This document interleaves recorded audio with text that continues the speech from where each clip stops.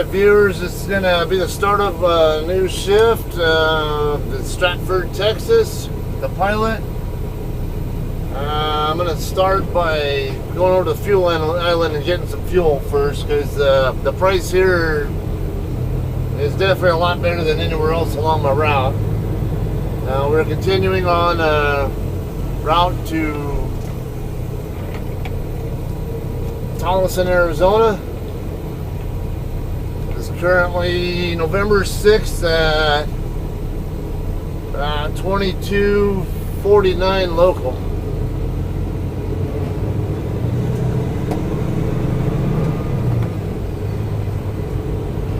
Load is due November 8th at 0500.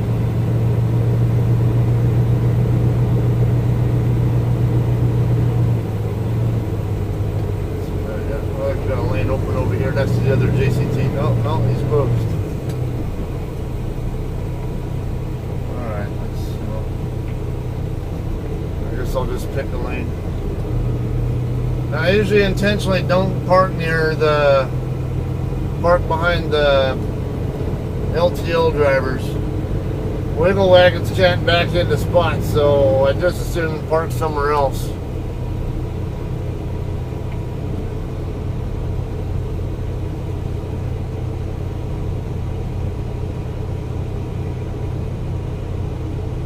See a guy walking across right now. Hopefully he's coming this way. Hopefully I'll be part of. Hopefully he's getting into Assassin Global truck. Possibly. I've not seen him pass by on the passenger side yet.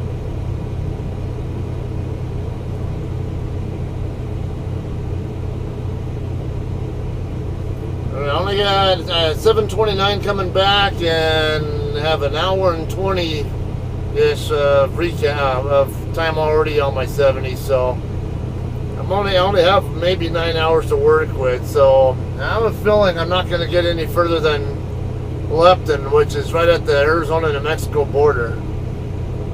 But I'm going to try to get a little further than that, but I have my doubts that I'm going to make it past the border.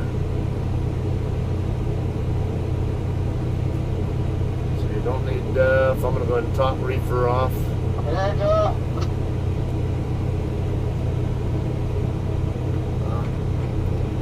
So there's bull hauler on the other end.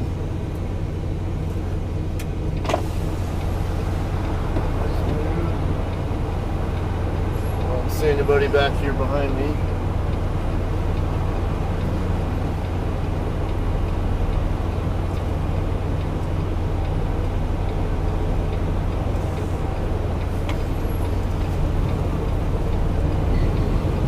I'm going to come way over here to all the way to the right. I need to try to get my tandems in my lane.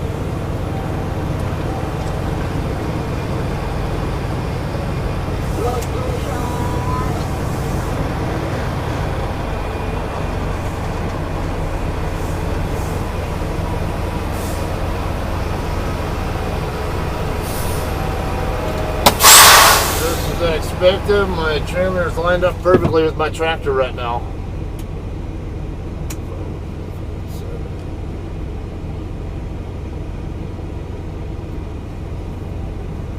Alright, we'll continue this when we're ready to roll.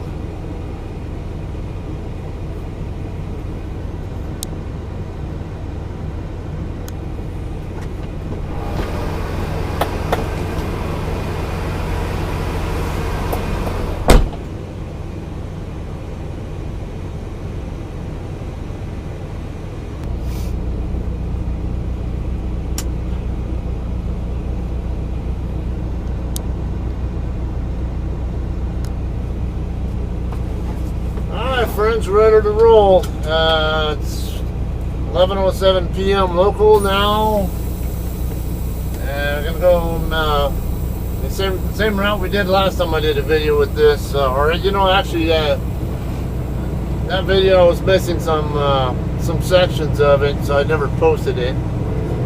But I'll be making a left turn right here onto US 287, and then another left onto US 54, which is right behind me.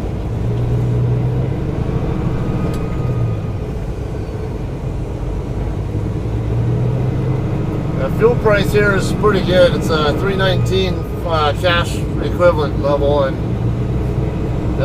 on top of that, I'm getting plenty of rewards points out of it as well. I ended up getting over $7 worth of rewards points from that fill up, and I only got I think it was like about 112 or so gallons of diesel for my tractor, and about 11 or so of reefer fuel. So not bad at all.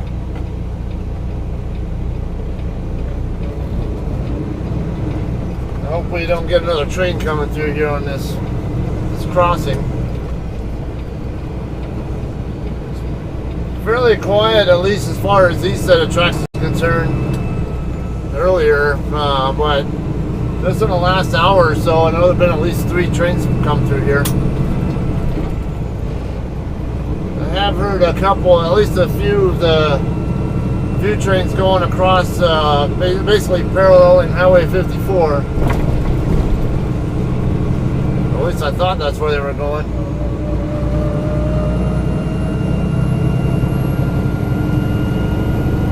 And then I was parked right up behind the track, right next to the tracks. I can usually tell when the train's going right past the back side of me, but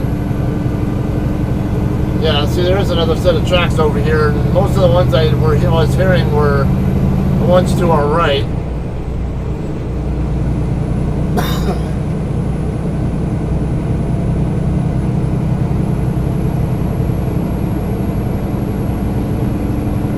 Alright, about 120 miles or so drive from here to Tucumcari, then back on I-40 westbound.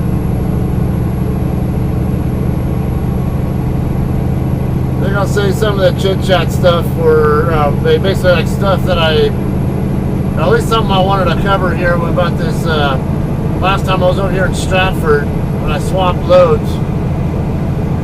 I had a story on that one, but because I'm missing pieces of the story and the footage that I had from before, and that's part of the fact that I had too small a SD card, and got pretty tedious trying to make sure I wasn't overwriting data, like unsaved data.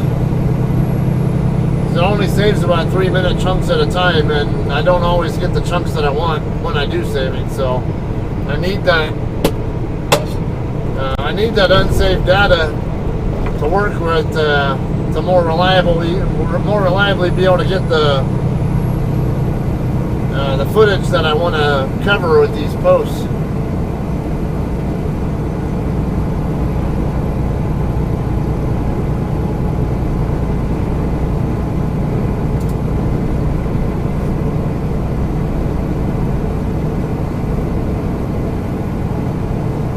It'll be 70 mile an hour, actually 75 mile an hour limit from here to the New Mexico border.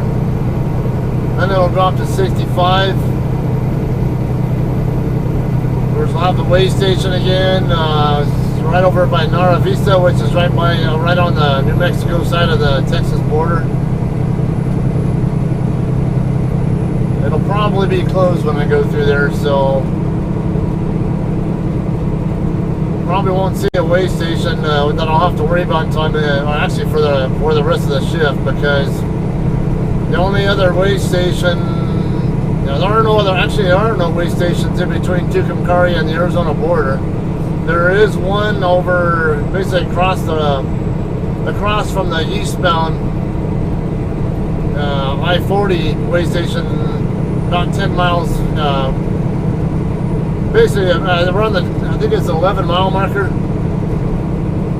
9 or 11, something like that, I forget. It's right around basically 10 miles away from the New Mexico-Arizona border.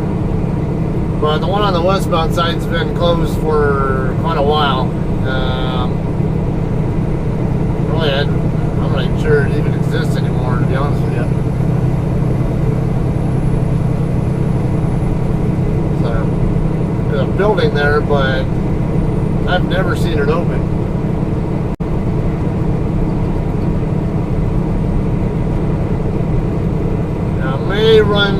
Might end up going by the the way station near Houck, Arizona, but like I say, I'm not sure I'll even make it past Lupton because of the hours I have to work with, so I'm not really anticipating running into that until tomorrow night.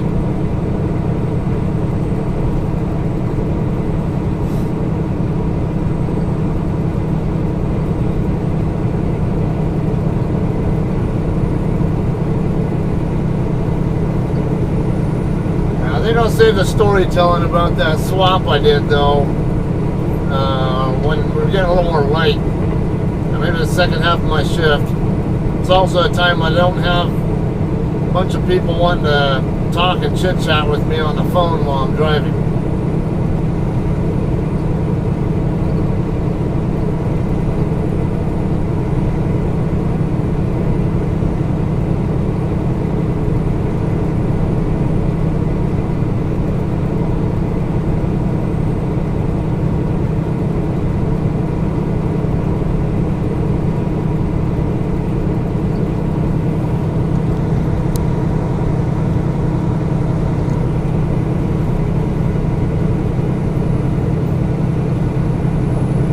I was able to get the software and all that on my dash cam updated, but I don't think it's done anything to help my date and time problems on there. I may have to get with Garmin and figure out why that's happening.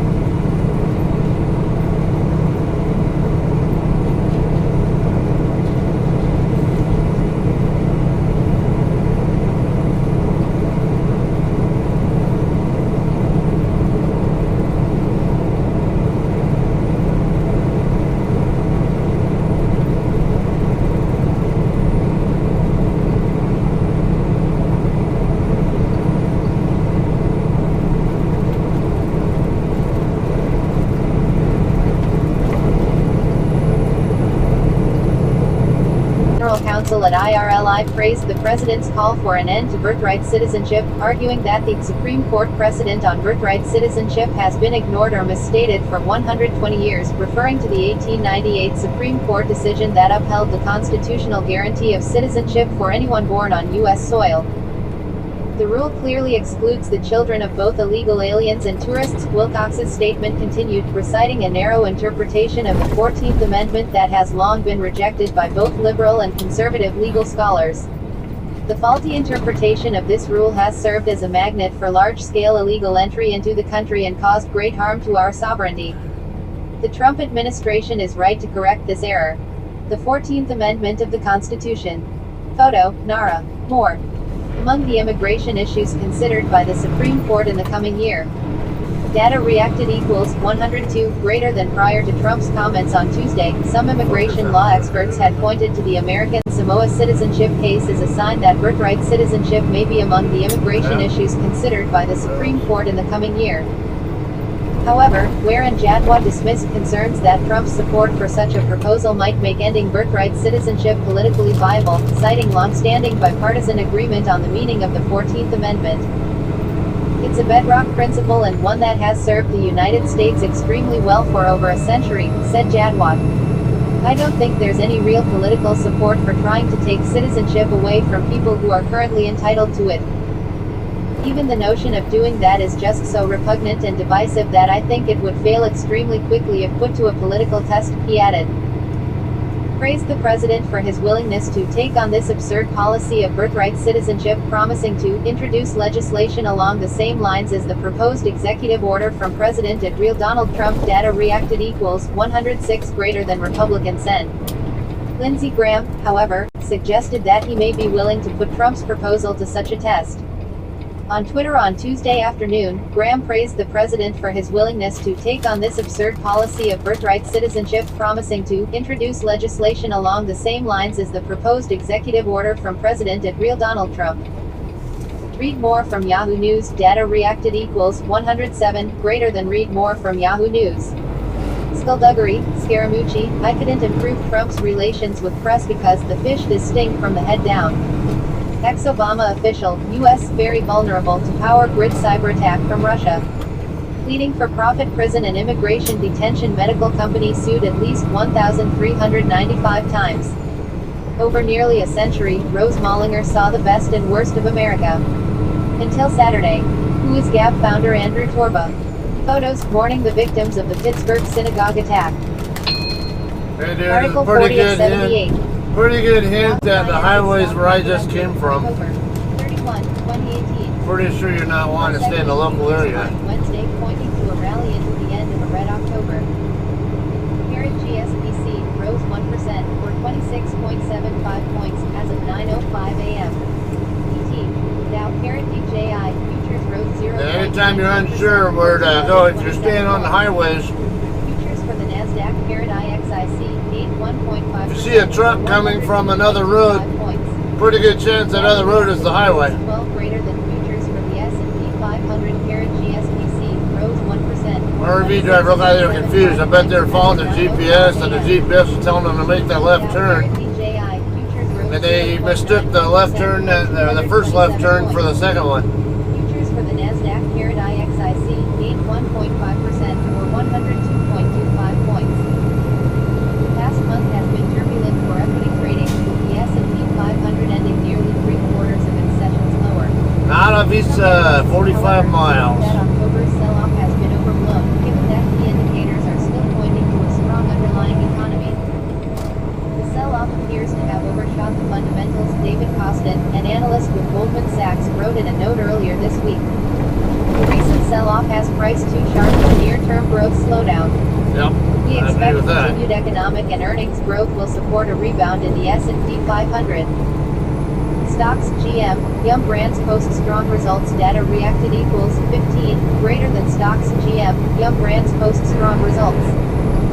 Facebook, FB, which reported after the bell Tuesday, posted lukewarm results following weak second quarter results in July. Former intelligence community official. The situation was catastrophic, said another former senior intelligence official.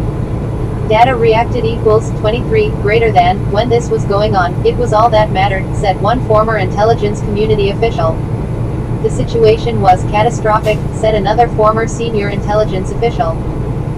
From around 2009 to 2013, the U.S. intelligence community experienced crippling intelligence failures related to the secret internet-based communications system, a key means for remote messaging between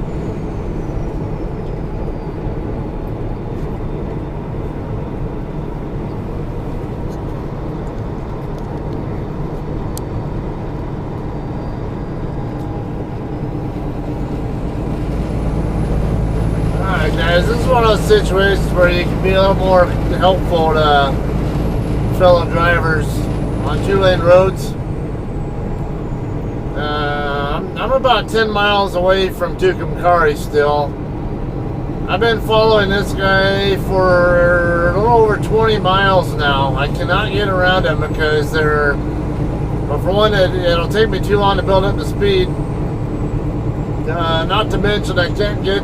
I can only do 70 miles an hour, and even then, limit's 65. There are too many rolling hills, so I can't see over the hills even with lights.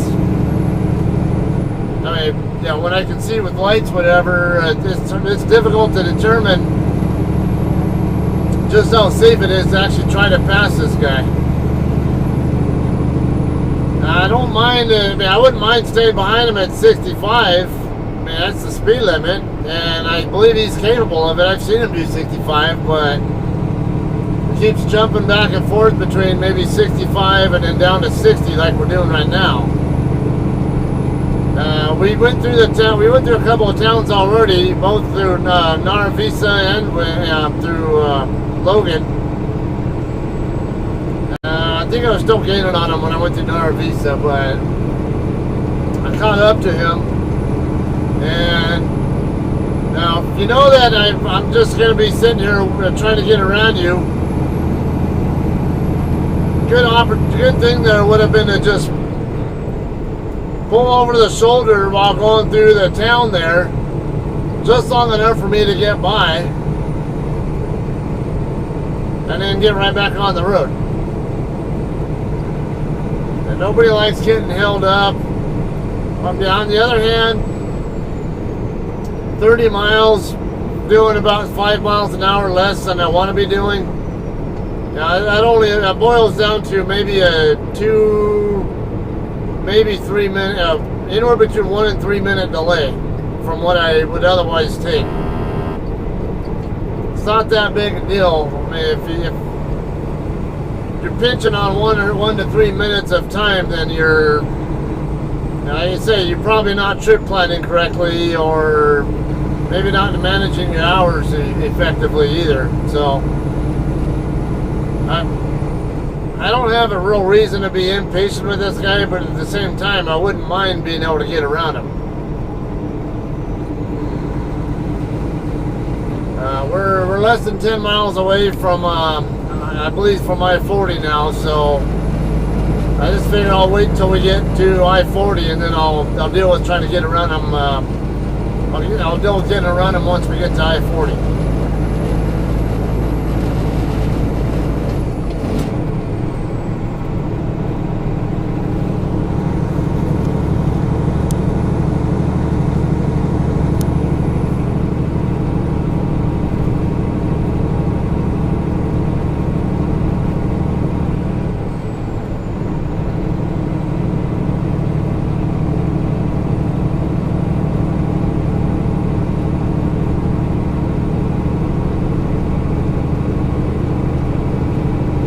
I don't think this guy's familiar with this area either, because there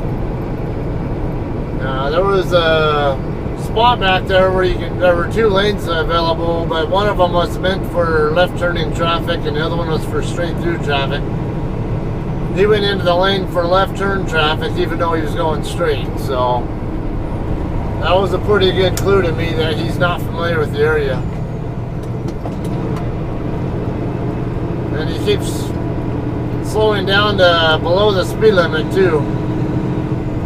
Doing 5 miles an hour below the speed limit throughout, pretty much, so might just be his normal way of operating or something. Or just a product of the fact he's not familiar with the area.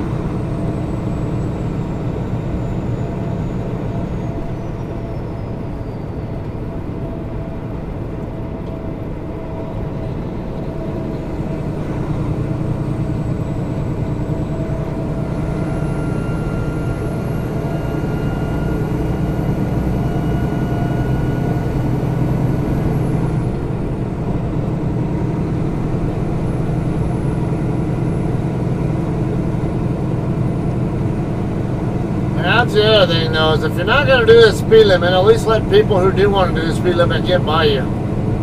Even if it means pulling over to the shoulder or something so they can go around you, or, it's another one of those cases where having a CB really helps too. When I was that slow truck, maybe when I was in an England truck on a 2-lane road, and I knew there was someone behind me, I would always let them know on the radio whether it's safe or not. Even as a JCT driver, and I can do 70, and maybe I'm in a 65 zone and I'm doing 65, I'll still let trucks who are behind me know whether or not whether it's safe to go by me. If they want to go faster than 65, that's their problem, not mine. Nobody wants to get held up. If they want to risk getting a ticket, hey, so be it. But I don't want to be a part of a needless risk of someone having an accident, because I don't want to be a team player and help keep traffic from building up, regardless of the situation and what the speed limits are.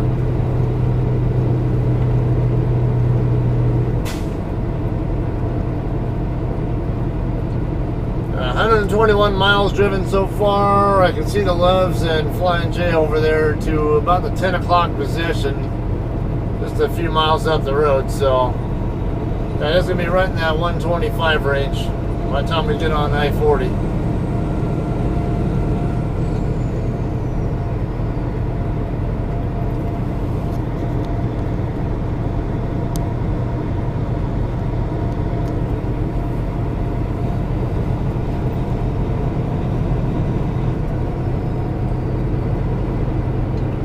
traffic, keep left. See what this guy does now. Okay, he was at least smart enough to stay in this lane this time.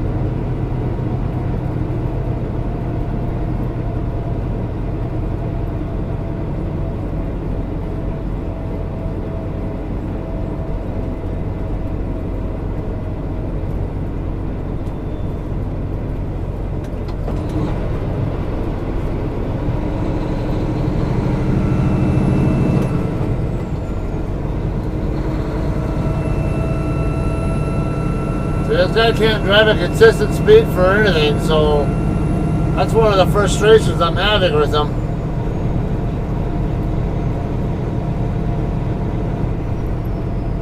I'd just as soon be able to set my cruise control or something, and I would be fine. Now, I don't mind staying near the speed limit, but can I at least be at a consistent speed?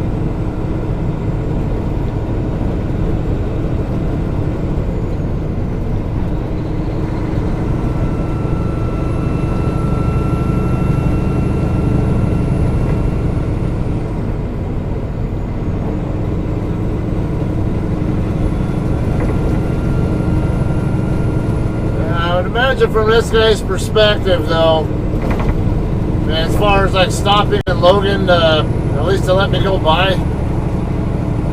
There are enough passing zones that I imagine he probably thought that it'd be eventually be a spot where I can pass him, but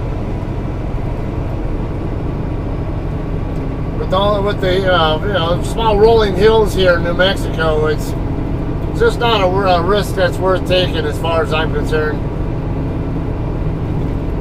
Frustrating as it can be staying behind this guy, I'd rather just stay behind him and just bide my time and wait till we get to I-40.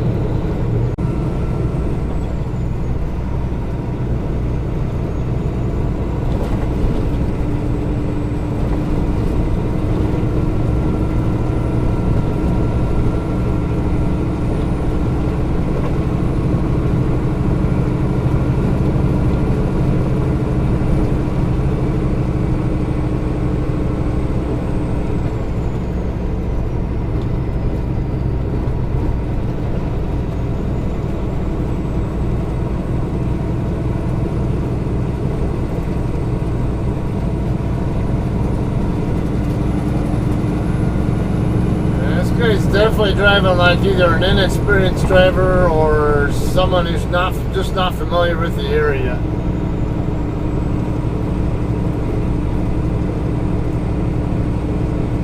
There are plenty of experienced drivers who are not going to be familiar with certain areas as well. See, turning into Flying J.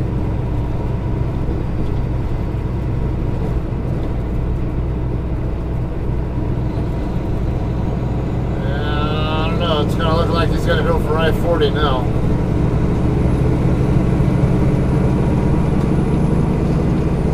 Very premature on that turn, on that indication of his turn signal, though. You don't want to signal too early before something, because you can confuse people before who might be coming in, coming out of driveway or street that's prior to where you're really going to turn.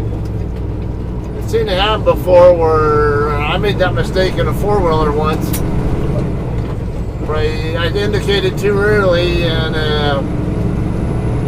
another driver was coming out of a driveway from a shopping area, whatever, just before shortly before the intersection,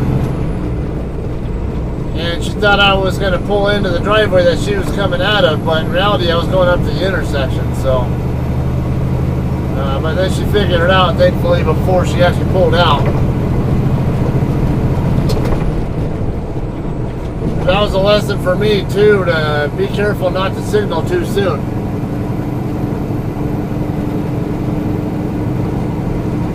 Alright, we're I-40 westbound now.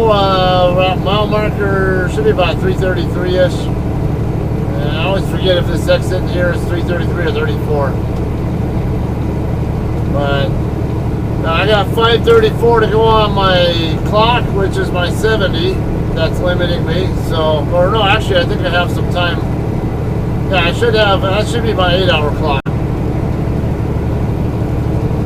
So if I were to do 70 miles an hour, 70 times 5 is 350, plus another 34 would be 384.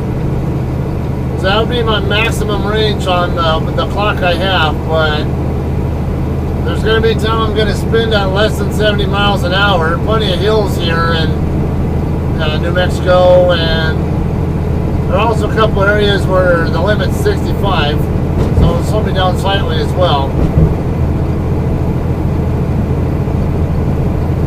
I would say I wouldn't expect to get more than maybe 370 of that, and then I think I have about maybe another half hour to work with on my 70-hour clock, because I had about, I believe, a little over 8.5 hours total to work with on my 70, between what I started with and the recaps I rolled in.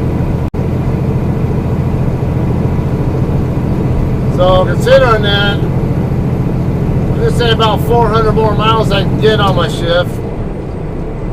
I'm at 332 right now. It should be crossing 331 in a second here, so that should get me about 70 or so miles into Arizona.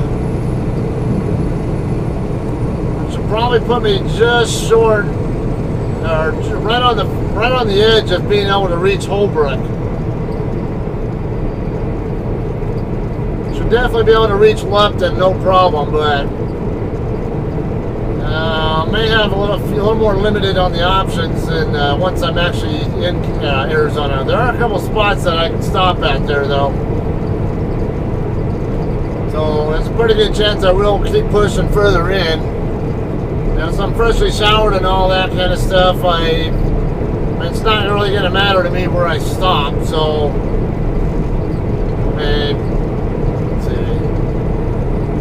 There's a couple of travel plazas in between Lupton and Holbrook, so it's not like it's like it'll be a real problem if I cannot reach Holbrook.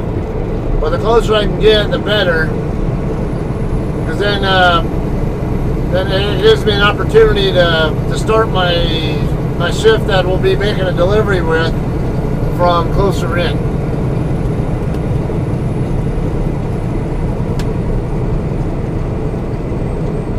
Alright, 330 mile marker, we've reset.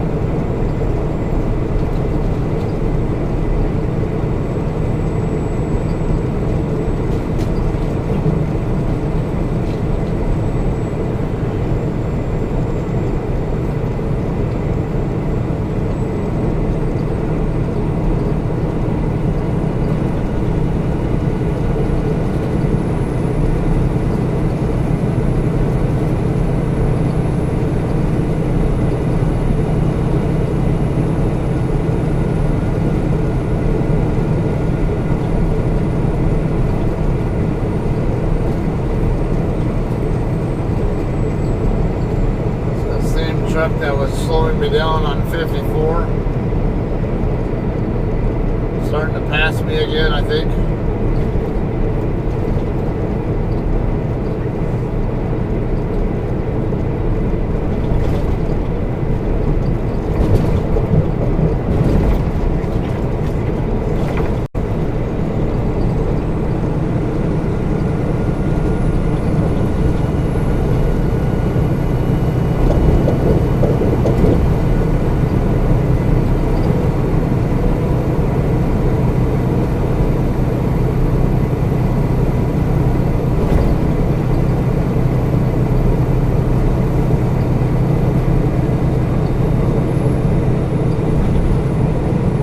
Actually a different truck.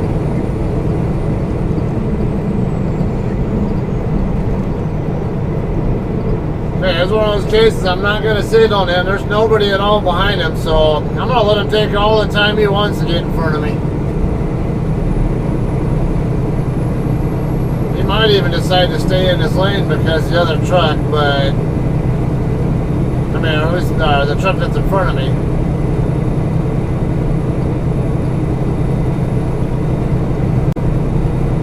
Nobody else around behind me. There's just no hurry at all for him to get over. I don't care how. The further he gets in front of me before he moves over, the better to me.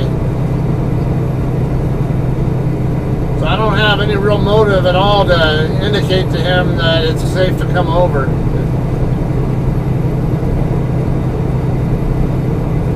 Not to mention, like I was saying before, if you can't figure out when it's safe to move over without someone's help, then you probably shouldn't be driving this truck.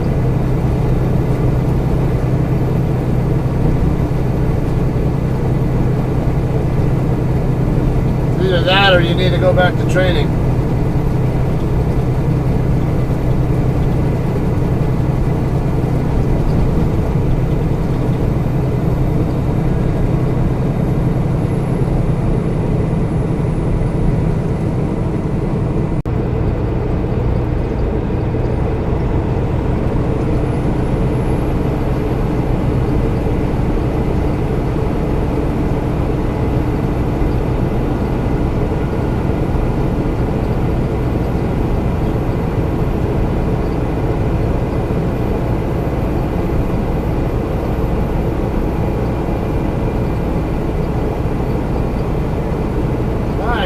I'm going to be getting off the freeway here at this exit, exit 140, just about 20 miles west of Albuquerque.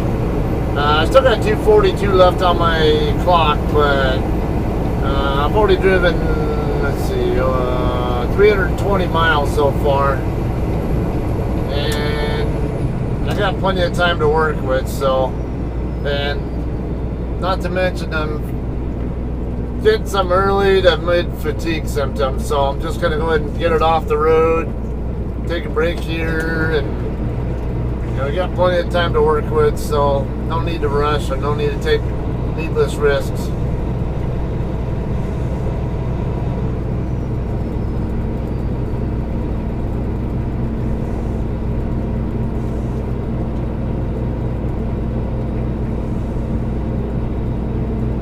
I actually have enough on my clock to get all the way into Arizona if I wanted to, but it doesn't really make any difference. It's only 3:05 in the morning local time,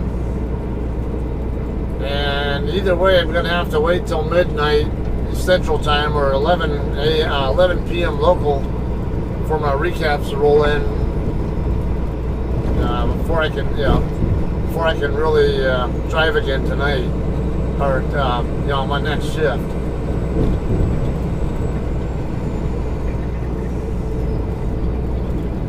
Now, when I get these roundabouts here, I usually own both lanes because I don't want cars trying to go around me in the roundabout. Because you need both lanes in the roundabout, so you don't want a four-wheeler to find out the hard way what happens. See, I can be in this outer lane and my tandems will be. Well, this is a wider one here, but still. Don't need to take chances of letting four-wheelers, if any were to be in here, to to get caught up by your trailer.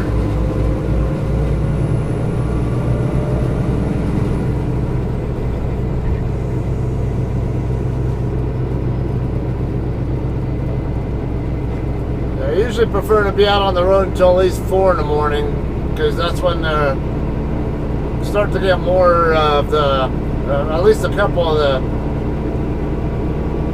early bird truck traffic vacating their spots and getting on the road. It's a pretty big location here, a travel center, so I don't normally have problems finding a place to park here.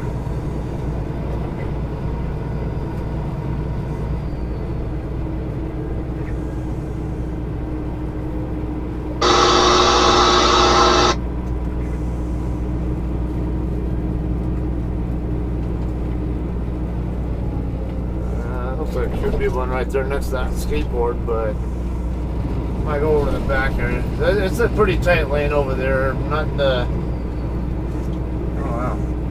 several spots right there. Now, it's not my favorite place to park over here, but since I see at least a few openings over there, I'm gonna go ahead and turn back around and go ahead and put it in that row there.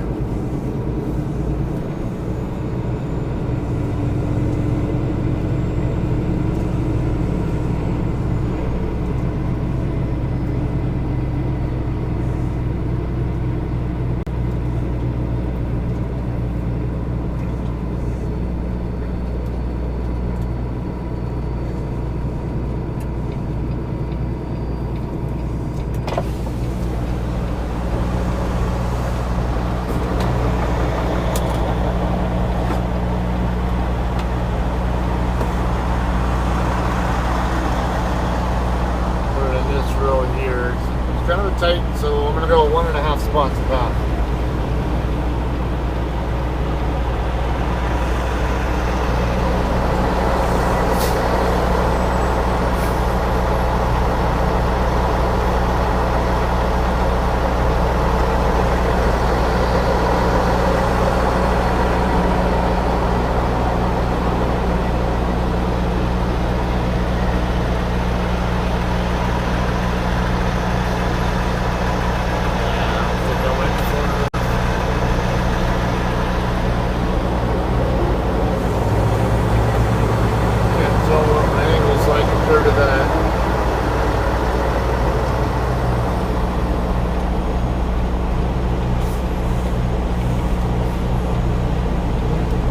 Downfalls with blindsiding is when you rotate the mirror, it can really throw off your perception of how far the trailer is actually angled. And once you start moving the mirror outward, you find it's actually rotated more than it really. The trailer is actually rotated more than it looks like.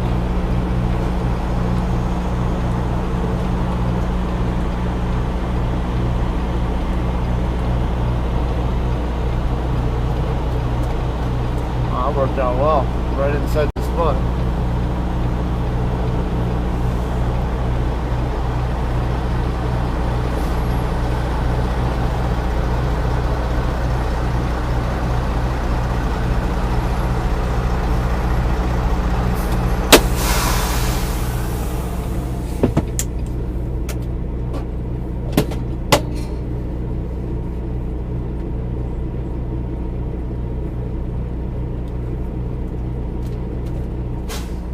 Again, because I have time to kill, probably just go ahead and take a good couple hour nap here or whatever. No big hurry.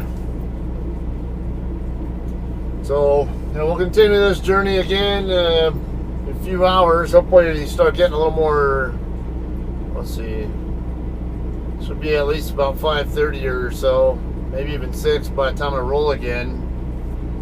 And maybe we'll start getting some sunlight where you can actually have something to actually for you to actually look at while I'm talking. Alright, that's all I have for now. I'll just keep watching, and we'll continue on shortly.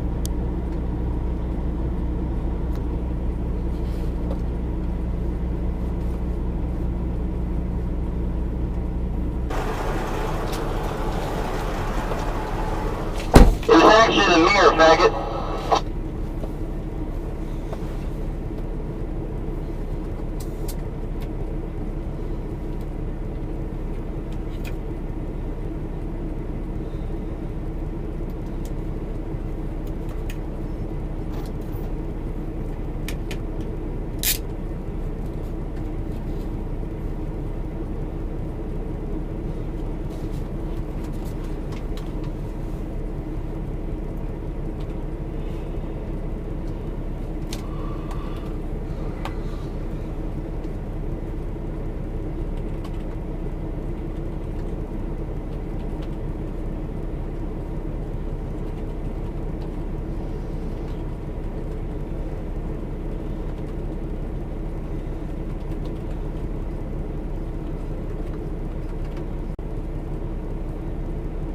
Goddamn, you still bitching? You're probably bad as your wife, driver.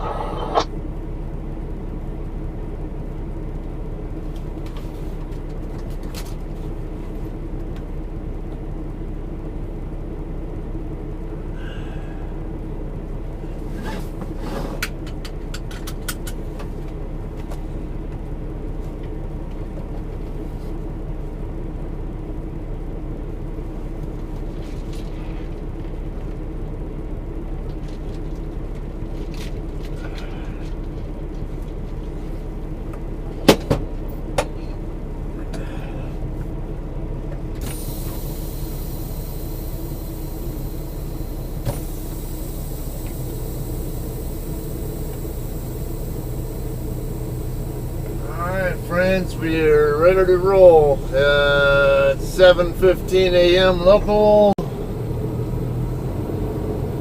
and I have 328 to go on my 70. Since we're at exit 140, 328, 70 miles an hour. That gives me a maximum range of 210 plus 28, so 238. I'm at mile marker 140, so if I subtract that gives me a range of 98 miles into Arizona at most. It will be less than that though. So we'll just say maybe 90 miles into Arizona is the best I can do. Arizona is 359 miles across, or we'll just say 360. So 270, mile marker 270 would be as far as I can get in all likelihood. So that does put Holbrook and Joseph City into play. So pretty good chance I will go ahead and end my shift in Holbrook.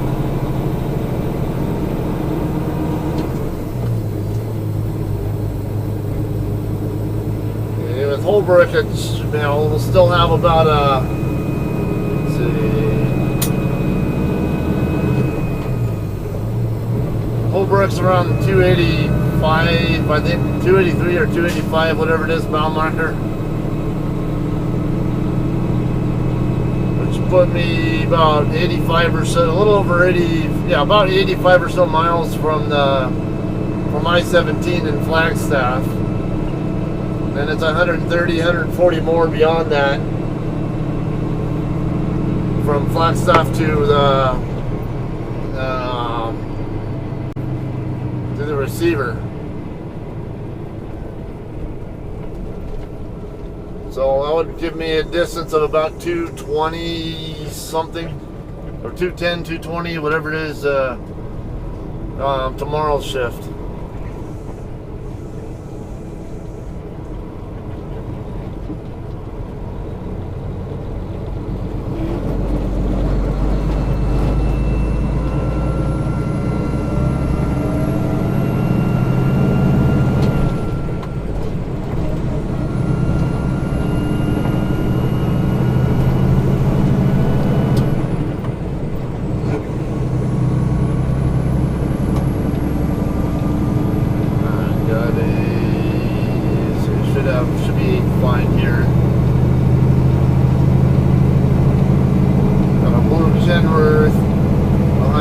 but I'm...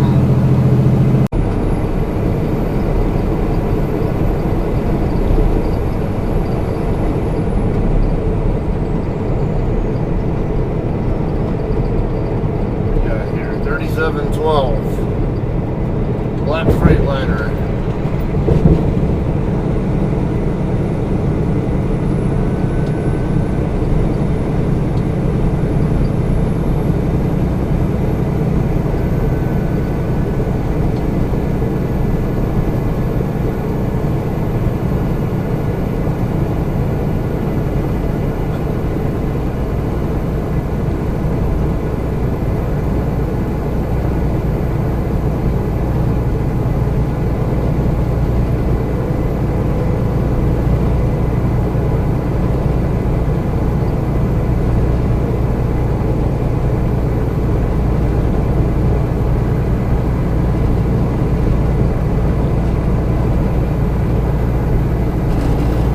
Don't pass on the right, you idiot!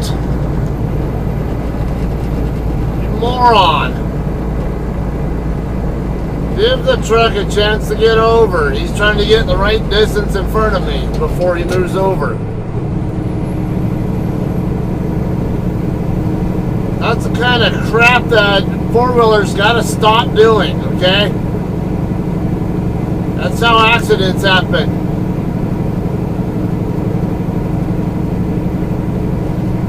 Be in such a damn hurry to keep moving, and you know it won't kill you to get your freaking foot off your damn throttle for a second. Just back it off and let the truck move over when he's ready to.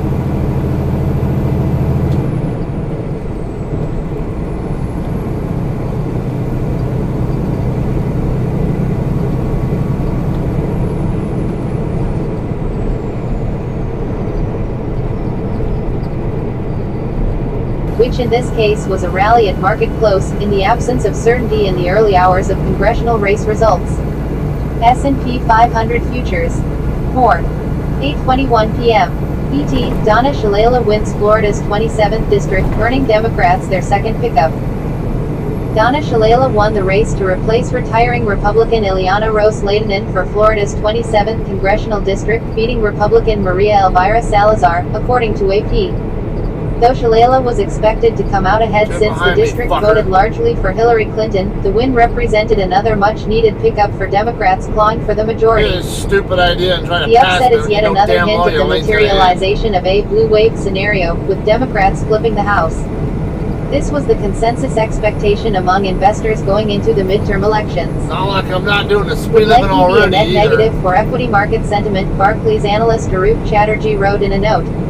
Without fiscal stimulus, deregulation as a catalyst, the possibility of calls for impeachment and increased investigations would likely intensify the overhang on sentiment. Data reacted equals 37, greater than but pushed further, a blue tsunami situation with Democrats taking both chambers of Congress would likely be a net negative for equity market sentiment, Barclays analyst Arup Chatterjee wrote in a note. Without fiscal stimulus, deregulation as a catalyst, the possibility of calls for impeachment and increased investigations would likely intensify the overhang on sentiment. 7:44 p.m. ET, stock futures plunge after Democrat Jennifer Wexton defeats incumbent Republican Barbara Comstock. Data reacted equals 38, greater than 7:44 p.m.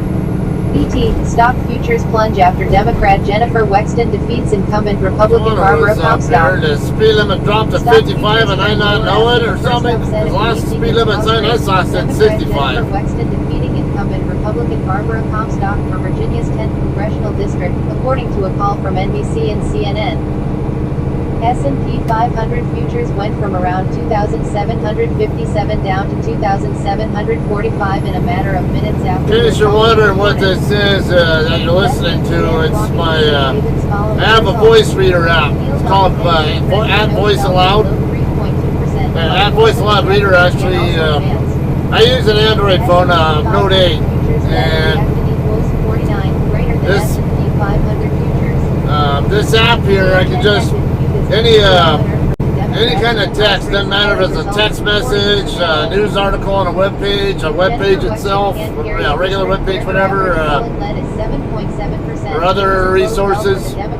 with the approximately other apps with text. Democratic seats Could be like Reddit or Quora, whatever. Morgan Stanley wrote in a note Monday. I just have to basically go to whatever the thing is, and then share it. And then it shares to the Voice Aloud reader, and I queue it up in a reading list, and then when I'm ready to start driving, I just hit the play button and it starts playing. Finance on Twitter, Facebook, Instagram, Flipboard, LinkedIn, and Reddit. Data reacted equals 54 greater than follow Yahoo Finance on Twitter, Facebook, Instagram, Flipboard, LinkedIn, and Reddit. Read more stories about the midterm elections. U.S. midterm elections will be by far the most expensive ever. Stocks rally as America votes. What gridlock in Washington really means for stocks. 3 big players will remain after midterms: Trump, Mueller, Powell. Data reacted equals 55 greater than read more stories about the midterm elections. U.S. midterm elections will be by far the most expensive ever. Stocks rally as America votes. What gridlock in Washington really means for stocks. 3 big players will remain Always try after to get past the sound ramp before I move over, just in case there's someone there. 4 of 82. Sorry, there isn't Wall anybody Street though. experts react to midterm election outcomes. Wall Street is prepared to happily wave goodbye to the threat of a so-called blue tsunami on election day. Dow Jones Industrial Average futures spiked about 76 points as of 9:42 p.m.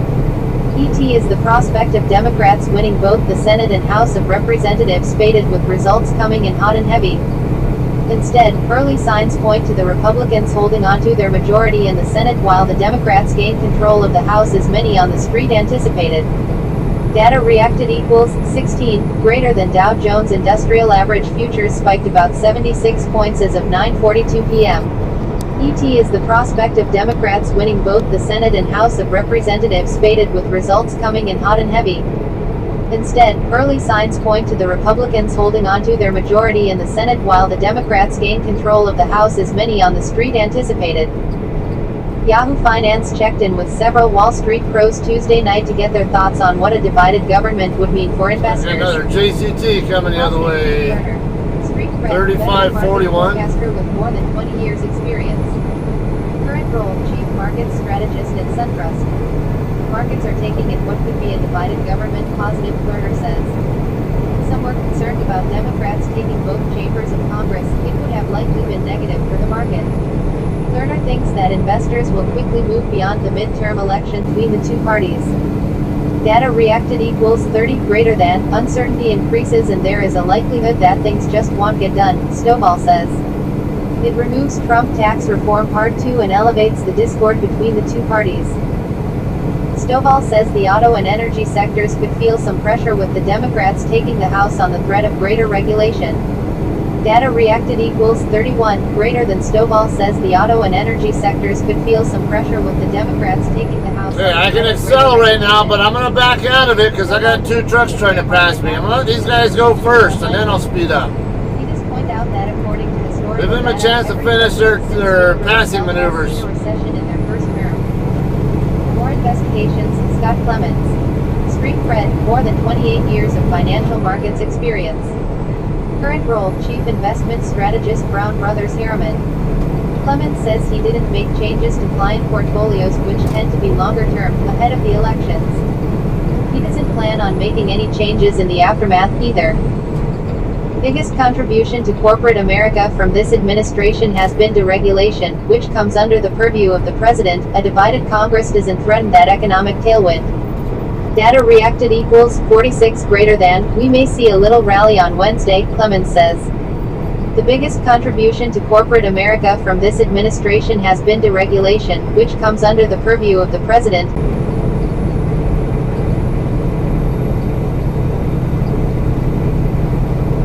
I'm here.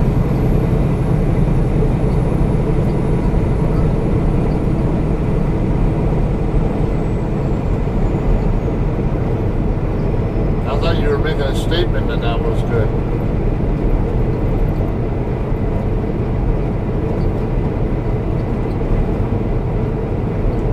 Question in form of a statement, I guess. At least it seemed that way, but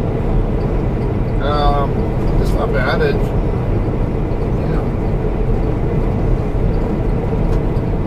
hang on. Hey, eastbound, you got some hot brakes there, looks like. I want to check them. Alright. Yeah, there's a truck going the other way. Its brakes were smoking. That's how fires happen.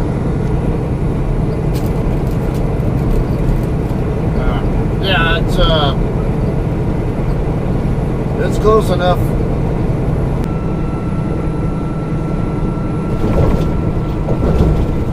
Love you too. We'll see you guys later. Bye.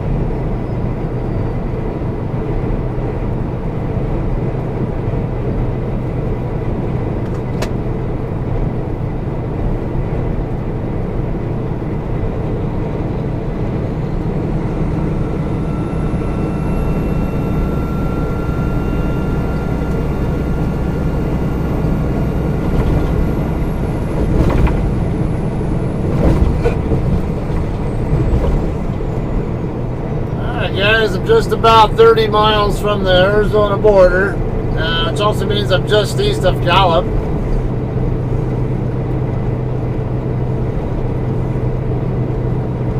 I got an hour 47 left on my clock, so that's 117 miles max, so about 110 I'll say to work with, which allows me to get about 80 miles into Arizona, which will probably cut me off around Holbrook.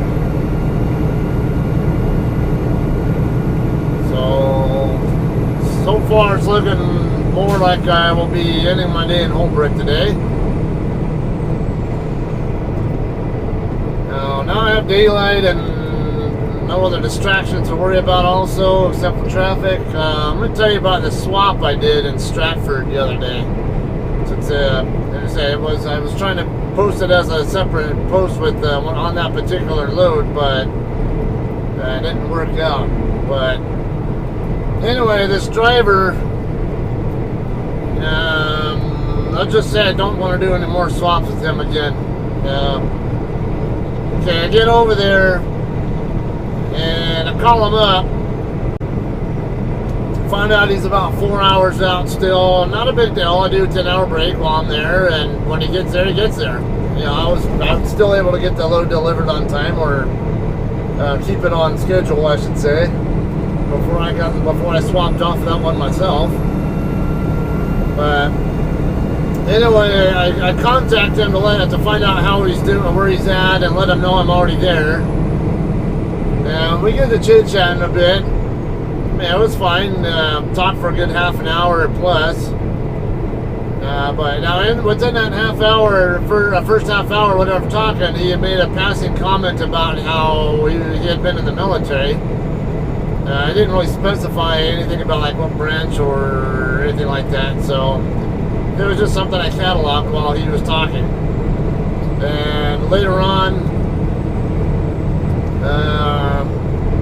we got to talking about how people who aren't from certain areas tend to be afraid of the types of natural disasters that tend to hit the particular areas they're not from. There's another JCT, number 3700.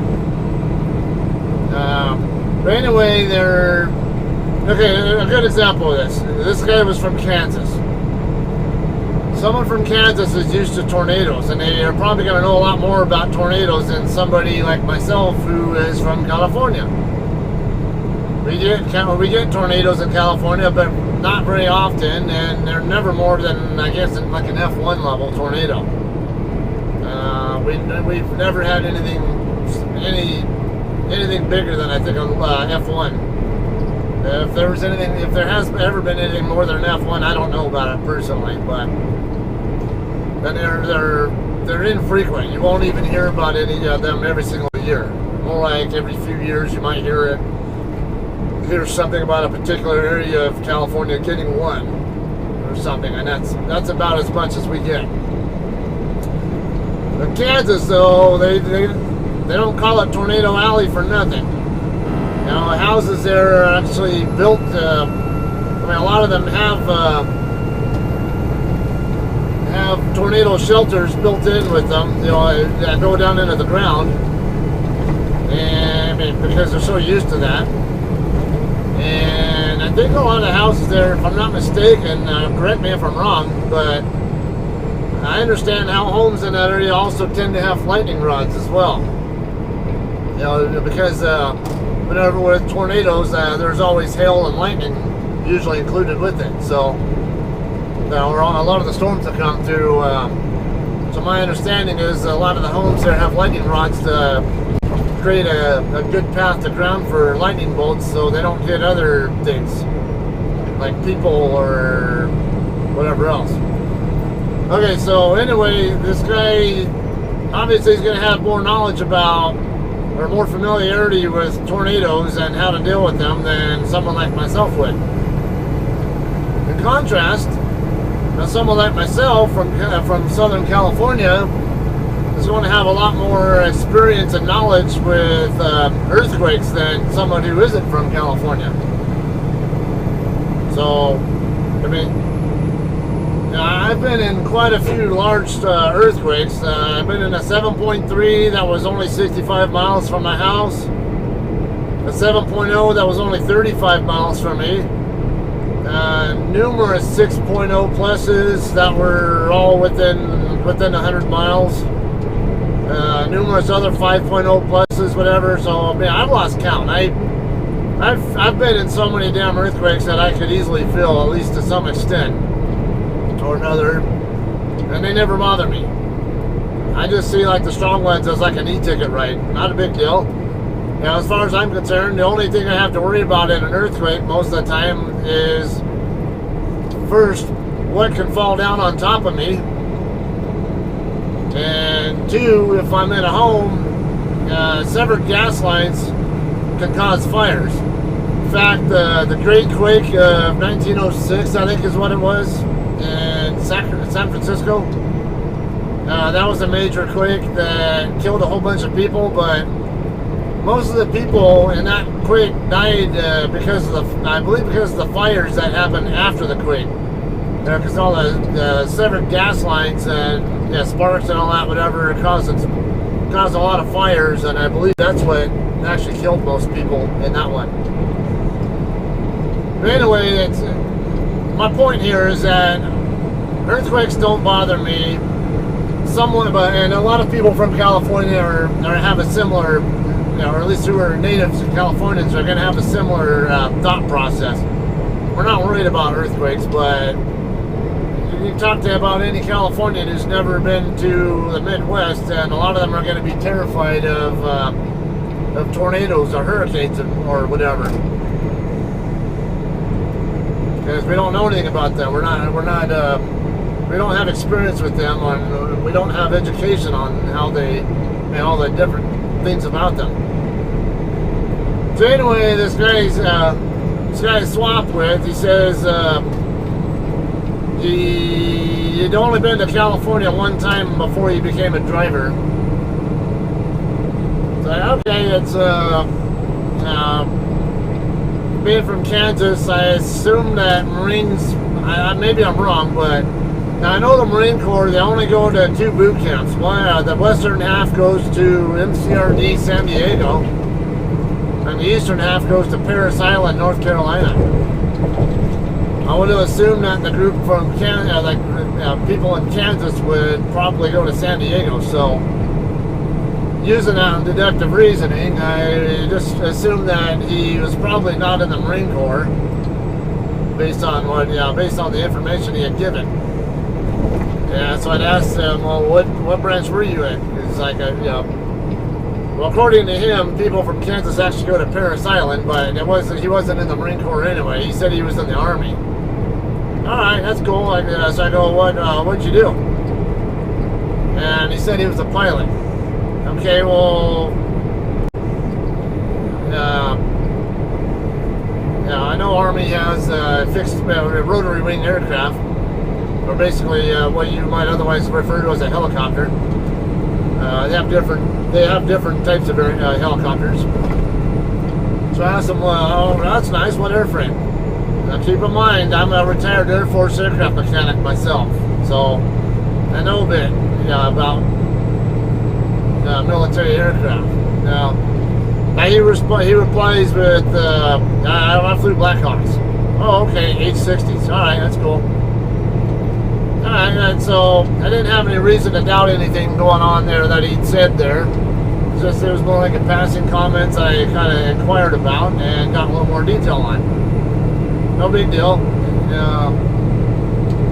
Problem is, as we continued our conversation, it came down to a time where, a point where he said he served from 96 to 2003.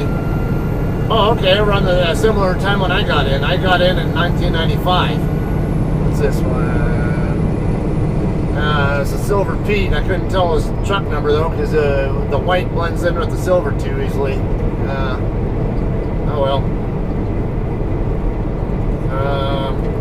Anyway, yeah, I was talking about the other JCT driver who just passed by the other direction, in case you wondered what the hell that was all about. But anyway, now he said he'd served for 6 years. All right, so that's fine. But then he got to talking about how when he first got in, he went as an enlisted, but because of his SAT scores, they sent him to West Point, which is the Army Academy. Basically, he's claiming that he had really high SAT scores, and that the Army wanted to actually send him to West Point. And then he got his degree and came back as an officer. Okay, so here's where the bullshit sensor starts to go off. For one, I don't know about how it goes with West Point, but with the Air Force Academy in Colorado Springs, which is the Air Force's academy, in order to get in there, you usually have to have like top-notch grades, and you also have to have endorsements from members of Congress in order to get in there, from my understanding. Usually, I think you have to have at least two congressional endorsements to get in there. So, and they're not just going to send you, I mean, the Air Force isn't just going to send you to the Air Force Academy. And I seriously doubt the Army's going to send people to West Point. It'd be more like you got a petition to get into there. Like you're probably using the same process. Now, maybe some of you guys who have an Army background, or maybe some of you may have even been to West Point yourselves, can better educate me on how the process is with getting into West Point. But I suspect it's not much different, if at all, to how the Air Force lets people into the Air Force Academy. Now, that in mind, now I've already been clued off that this guy's full of shit. And then he adds to it, he had said that, okay, he went when 9/11 happened, he got sent to New York, basically to ground zero, which, okay, that's believable. At least prior to the point where, the other bullshit meter went off. Now, the reason why that part is believable is because when I was working the day 9/11 happened, and we actually sent several of our airplanes. We actually had a bunch of OES and FEMA people bring all of their supplies to our base and then load them all into our C-141s. And our C-141s sent them all, basically flew all those guys and their equipment out to New York to help with rescue and recovery and all that efforts. So, to an extent, I can kind of believe that. And, of course, might need helicopters to hurry up and get injured people to medical centers. With mass casualties like that, and they need all the help they can get. So, all right, that's believable. But then he said they got sent. He got sent directly from there. They got all their helicopters, I guess, got put on a Navy ship, and ended up going sailing over to He didn't really specify where, but I think he meant Afghanistan. Because when 9/11 happened, that was the first place we went, was Afghanistan, to get revenge against the Taliban and Al-Qaeda. Anyway, let's go back up here. Okay, so here's another bit of, hey, I'm starting to sense bullshit here, based on my own experiences. Now, yes, there probably are cases where Army helicopters probably will get loaded on to Navy ships, or possibly. And maybe those of you guys who are Navy vets can elaborate on that. The problem here is that in a rapid deployment situation, it takes at least a good 2 weeks, as far as I know, for a ship to get from New York Harbor to the area of Afghanistan or whatever. You got to go all the way across the Atlantic Ocean. If I'm not mistaken, go through the Suez Canal over between Egypt and Israel area, that general ballpark. And I'm not a mariner by any stretch, but I'm guessing that's what they would do. Again, maybe those of you guys with the Navy or mariner kind of background, whatever, can better educate me on this part. Anyway, it takes all that time for a ship to get over there. And meanwhile, while this is going on, all those assets that are inside that ship are not usable. When we're in a rapid deployment situation, we don't want to be taking any more time than necessary to get at least a certain number of assets to the deployed area, to the forward operating base, or what we call the AOR, the area of operations, or area of responsibility. Now, if you're in a rapid deployment situation, chances are great, if you're a rotary wing pilot, your aircraft is probably going to have its rotors folded up and put inside a C-17 or C-5 aircraft and flown over. Because we can get it over there within a day. You know, once it's on that aircraft, it's let's just say if you're going from New York to, it's only about a 5 or 6 hour flight across the Atlantic over to northern Europe, and then it's another, I don't know, maybe 6 or so hour flight, if I had to guess, from there to Afghanistan area. A little more. I know from experiences flying to Turkey that it would only take us about 4 hours to fly from London, or basically RAF Mildenhall, which is about an hour drive north of London, England. It would take us about 4 hours to fly from there to Turkey. So I figured probably a few more hours on top of that, or whatever ballpark, I don't know, to get over to Afghanistan. Needless to say, we can get a lot of the urgent need assets into the AOR within a day if they get put on Air Force assets. So if you're getting rapidly deployed to Afghanistan from the U.S., you're probably not going to end up on a naval ship unless you're part of a carrier wing or something. Again, I'm not an expert on Navy assets and how their deployments work, but I am more of an expert on Air Force deployments. Also, out into this bullshit here, the bullshit meter. Here's another JCT Red Kenworth, or Peterbilt actually. I need to see a number on him. All right. Okay, so when you rapidly deploy, like you have a whole unit level deployment, there's a process you have to go through. You have to go through a mobility processing line, or a deployment processing line. Basically, everyone in the unit goes through this,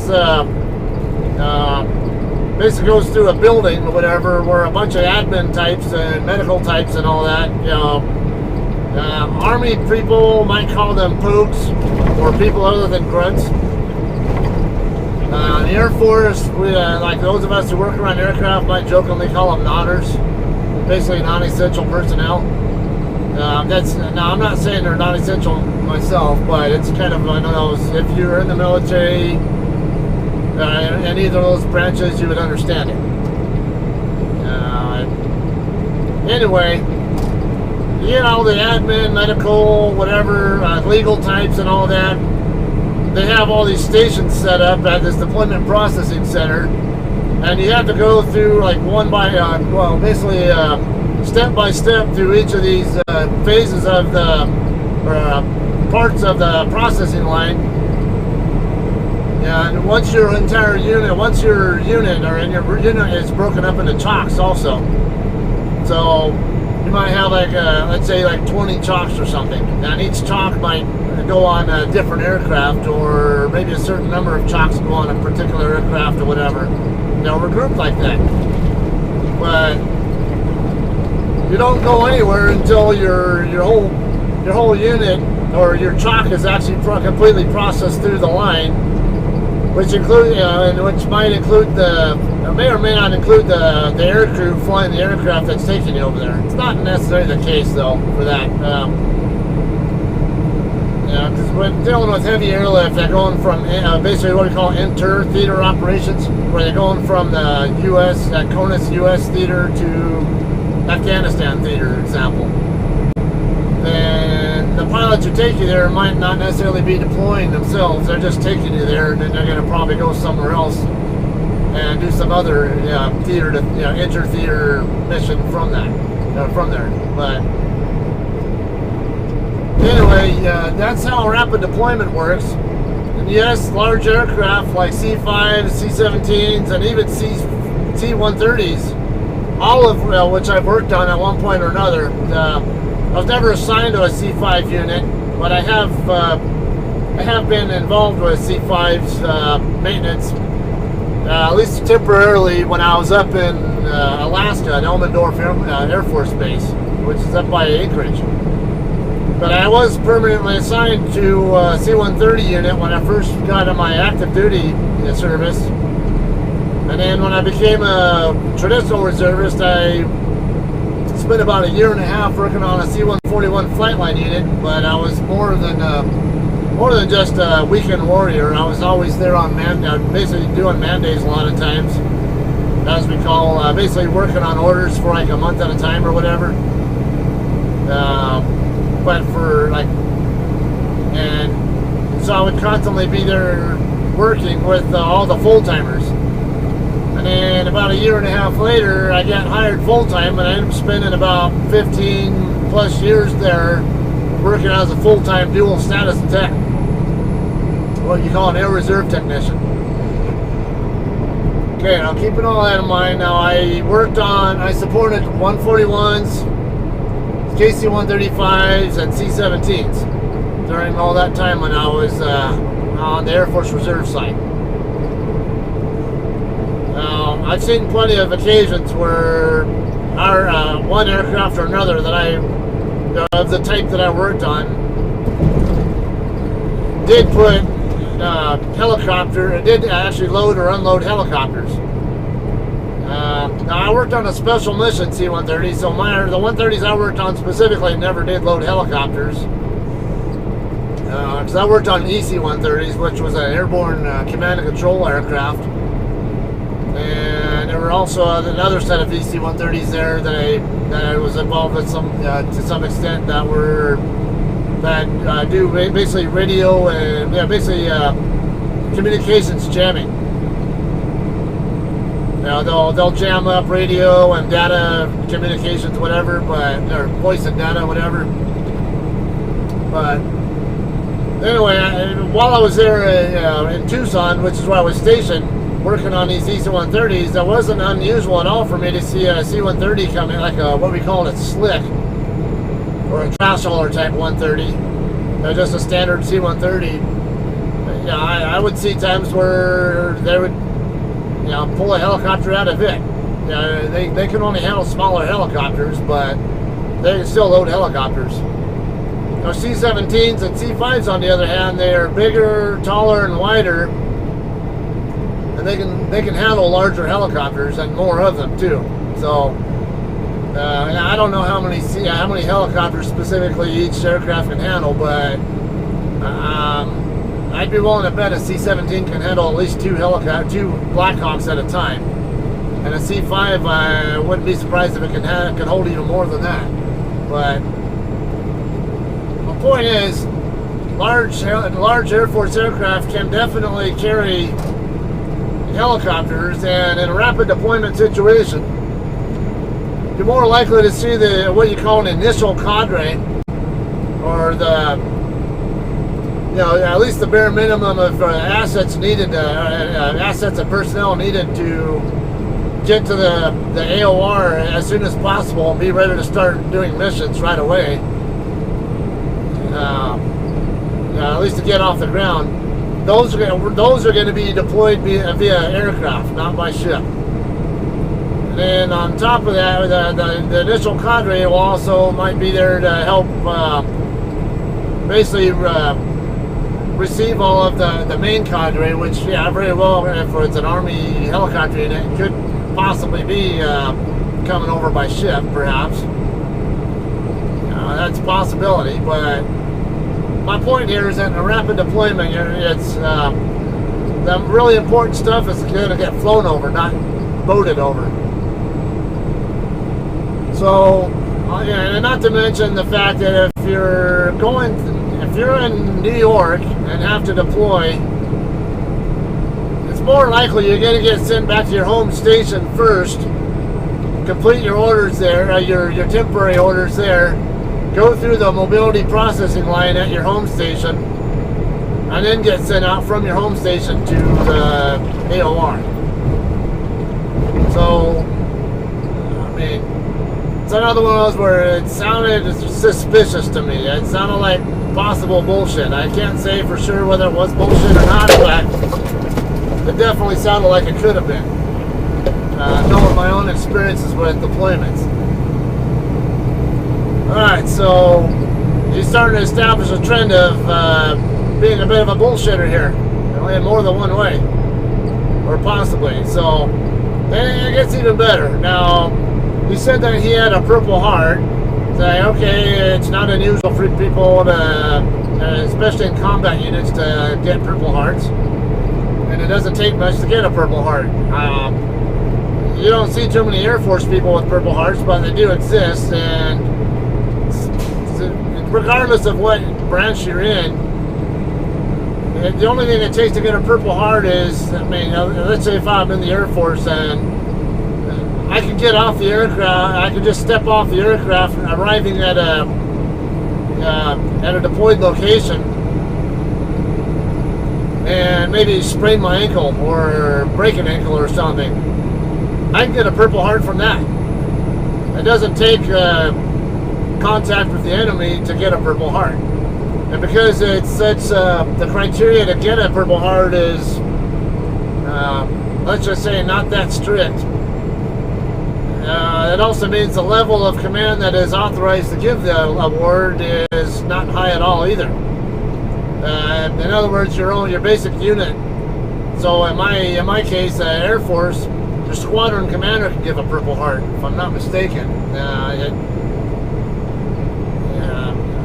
Army level, that would probably just be a company, I think is what they call it, for basically the equivalent level of a squadron for me. Now, Army, I don't know the whole structure, like the command structure of the Army, like I do Air Force. But Air Force, the basic command structure, we start with basically the lowest level of command, or is what you would call a CO, whatever, or XO would be a squadron.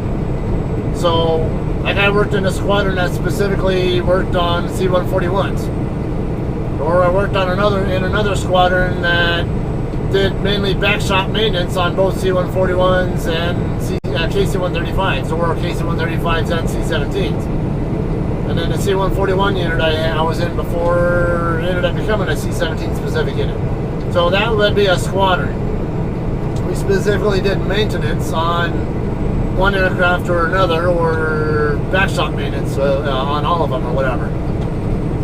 The next level above that for me would be the group level. So all of the maintenance squadrons together come together to become a single group. So we would be part of a maintenance group.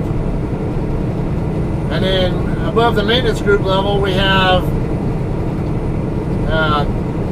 basically a wing level. The wing level is basically the base level. The base level, they'll have the maintenance group, which would be all the knuckle grinders or wrench turners like myself.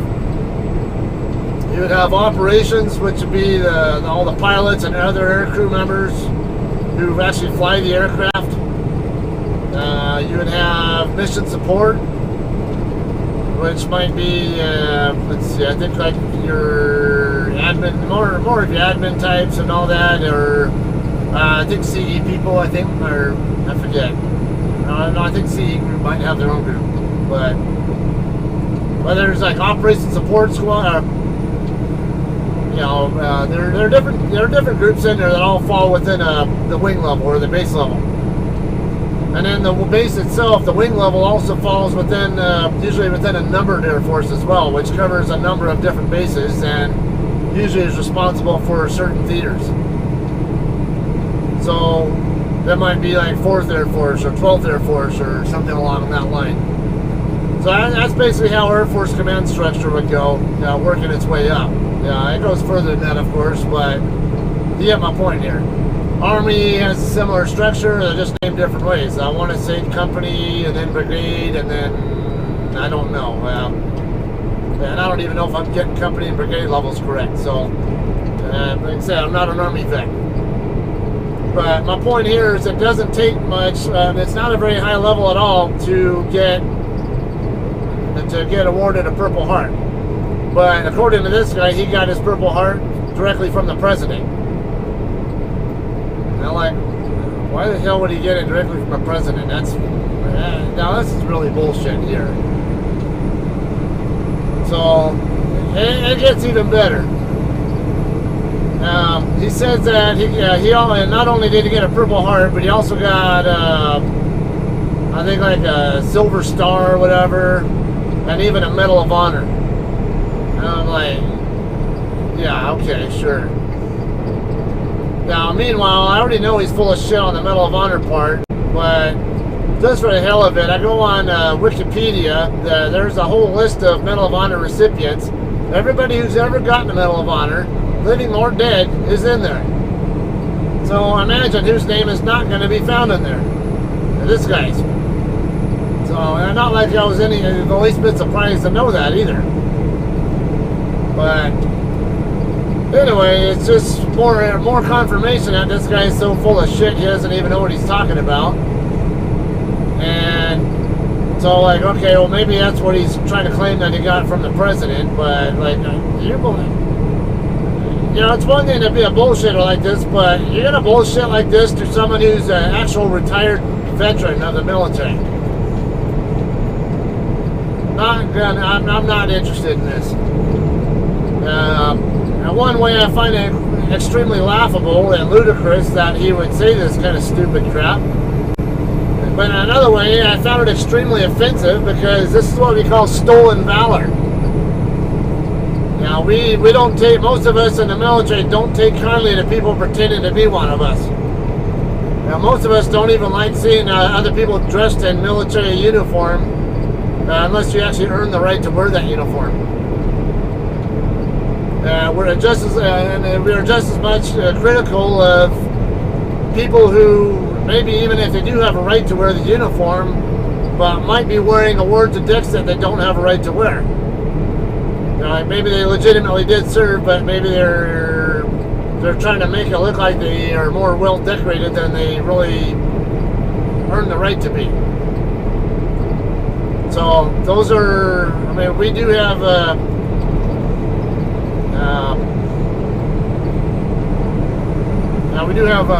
basically a view on that. We're we have morals on that, and we don't take kindly to people pretending to be this or that when they aren't. We're very serious and professional. So anyway, saying all this crap,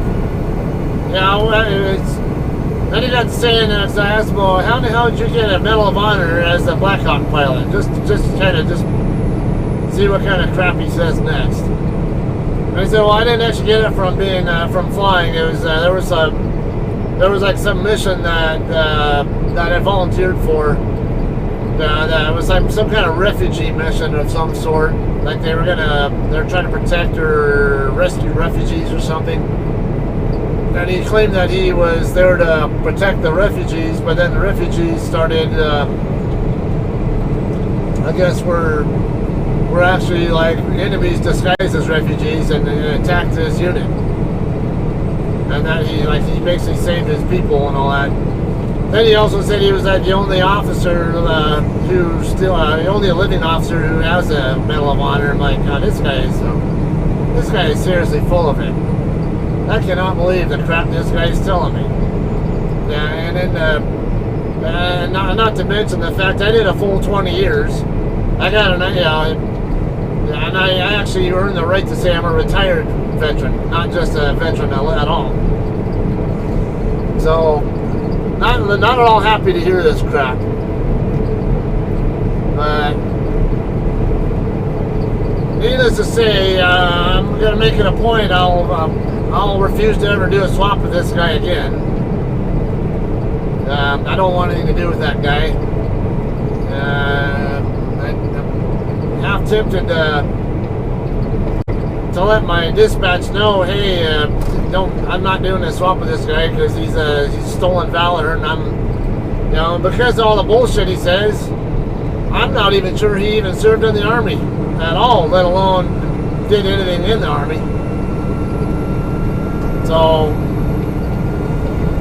I mean, yeah, and the funny thing is, I get to talking to a buddy of mine about this individual, and all of a sudden he perks up and starts asking me questions about this guy's truck. Like he starts asking me if it was a particular color, because we have 5 different colors of trucks we use with JCT. We have blue, black, red, silver, and white. And you can generally take your own pick of what color you want, truck you want to have. As long as it's available, you can pick whatever you want. Well, anyway, he asked if it was a specific color that was the same color that it really was. And then he asked if it had certain identifiable features on it, like Army stickers on it, and certain spots on the truck that were also very perfectly a perfect match to what I observed. And I'm like, wait a minute, so how do you know this? Well, it turns out, I guess someone else had actually found out, figured out that this guy was a stolen valor case, and I guess outed him somewhere on social media somewhere, I don't know where, but made a claim about him on social media, and my friend had actually seen it. There's another JCT Blue, it's like 3548, I think, Blue Freightliner. But anyway, yeah, my friend had actually seen whatever this post was and put the 2 and 2 together, and I'm like, holy shit. So I'm not the only person this guy's said this bullshit to. Alright. But yeah, that's basically the experience I had with that guy I swapped with in Stratford last week. But needless to say, I refuse to ever do a swap with him again. I don't care what's going on. I think it definitely should be known. Yeah, I'd like to know if this guy even ever served.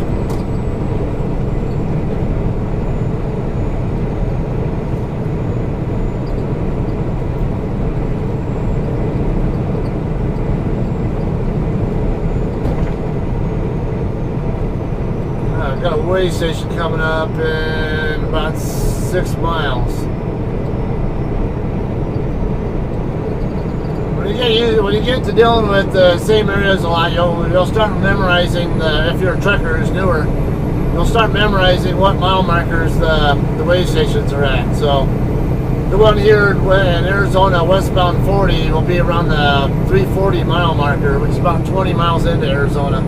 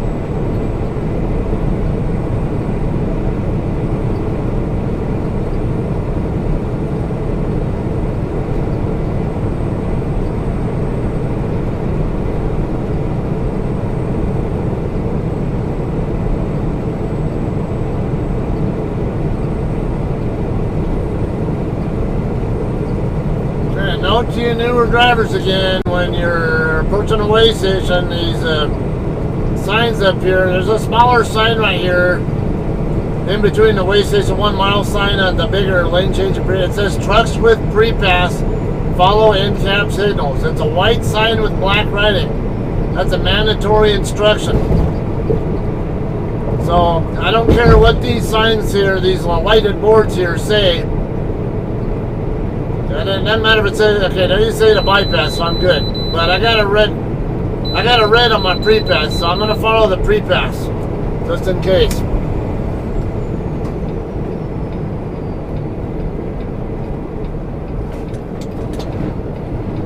Now, some people will actually bypass just because the sign said to bypass, but it says follow pre-pass, I'm following pre-pass.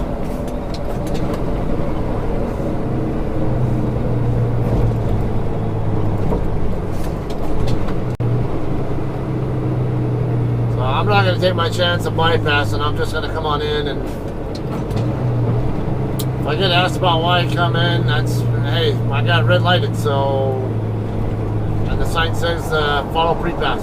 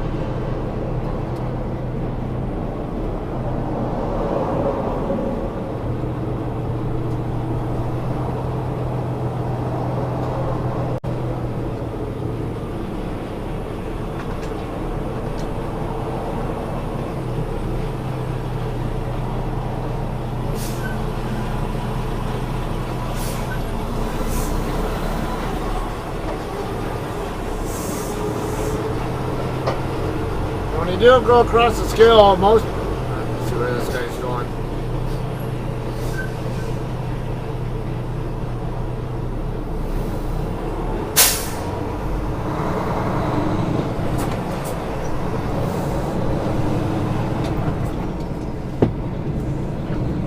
When you do go across the scale at most facilities, don't go any faster than about 3 miles an hour, maybe 5. They usually will have signs in the station telling you what speed they want you to go. Now there are some where you can actually do 10 miles an hour, like the one going into Utah from Arizona on I-15. That one's a 10 mile an hour scale.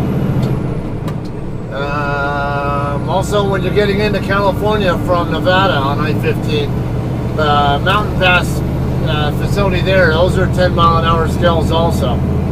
So they'll tell you right there in there usually what speed they want you to go, but usually if it's not specified, the best practice is don't do any more than about 3, maybe 5 miles an hour, because the scales are very sensitive, and the DOT officers can be very sensitive to people abusing their equipment. So treat their equipment with respect, otherwise you might invite yourself to an unwanted level 1 inspection just because you're being a jerk to their equipment.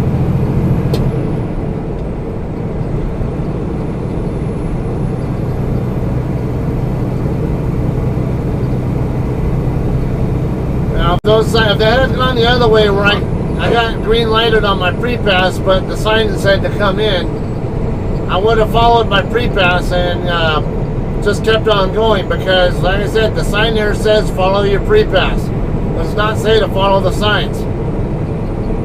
So it means whatever my pre-pass unit tells me to do, which you can tell by the audible alert it gave what kind of signal I got. Here I had more of a dee-dee-dee-dee. That's a red light that tells me I have to come in. If it's a dee-dee-dee-dee kind of sound, then I have a green light. I can see the red and green lights on the unit as well. You won't be able to see them through the dash cam view, but I can see them from here. But I can also hear, by the way it sounds, even if I don't look at the thing, I can tell what kind of signal it's giving me by just listening to it.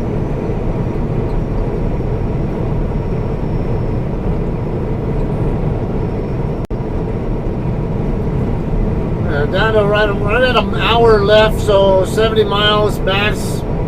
We just passed the 338. I'll just say 340 minus 70, which puts us at 270. So Holbrook, the TA in Holbrook is about 15 miles on this side of it, so it should be doable. I should have just enough time to get there.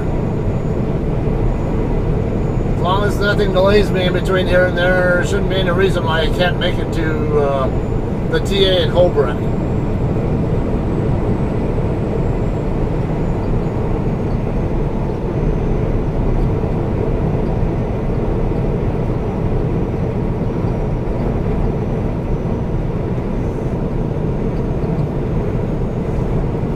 These signs are something I would always teach my trainees when I was a trainer with England.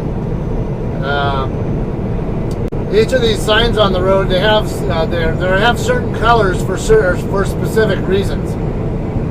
So like white and black, like let's say like this one here, this no U-turn sign, that means you're not allowed to do it.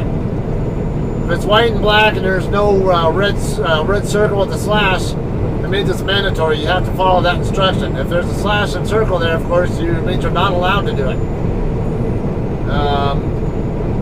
A yellow sign with black writing is we call an advisory sign. It could be a caution. It's not mandatory to follow it though. Usually, let's say, and you usually see them like say at off ramps or something, where maybe the off ramp it might say 45 with a yellow and black sign. Okay, it doesn't mean that 45 is the speed limit. It just means that that's the speed they recommend you go. You know, and basically that's what most traffic should be able to handle. Not everybody. There are trucks.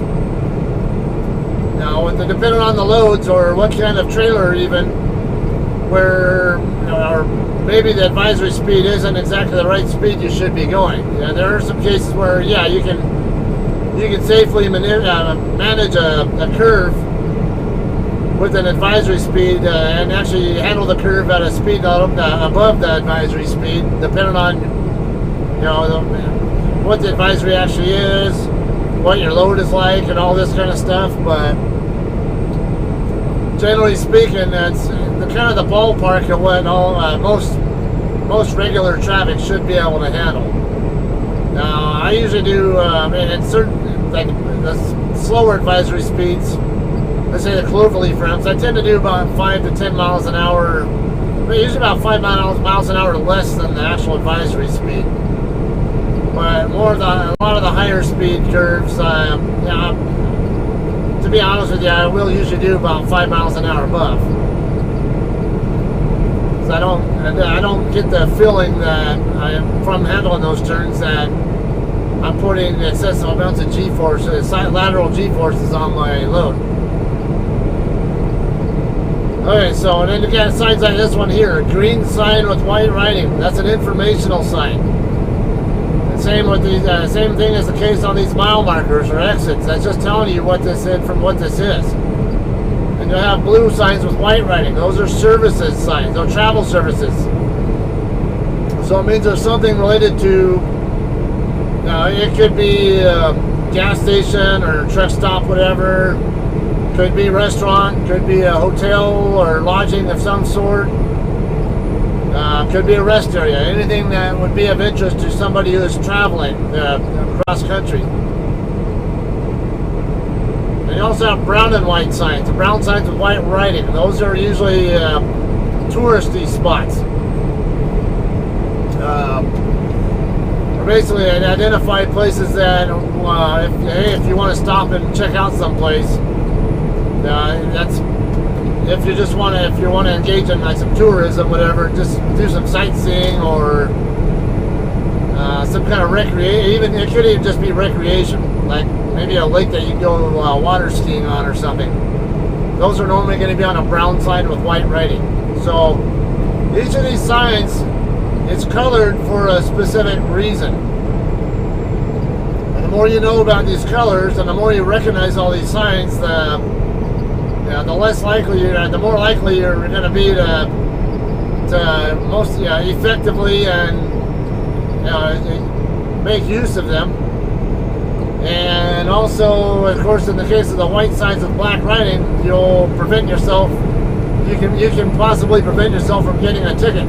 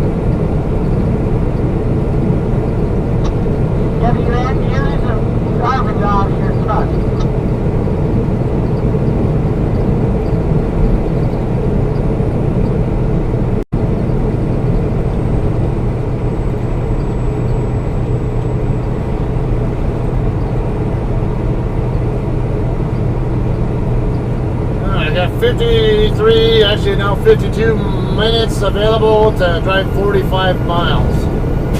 Definitely within reach. Since I'm doing 70, it should take me less than 45 minutes to get there.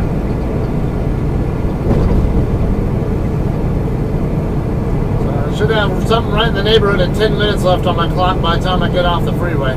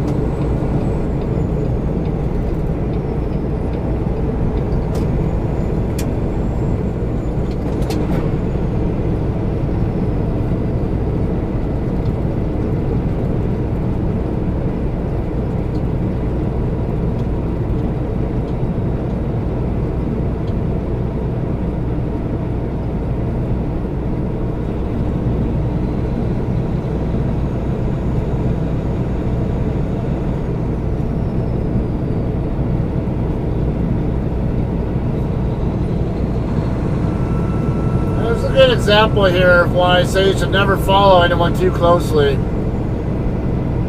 It's one thing to be able to react to them, but it's another also to be able to see around them. If I can't see around Stevens, it's probably good. it's a pretty good indication that I'm too closely, following him too closely. If I can't see the signs on either the side of him, or if I'm in an area where signs are above the freeway, if I can't see them until it's too late, it's a damn good indication that I'm too close. It's always a good hint. Back it off. I can see these just fine, and I'm leaving plenty of good space here.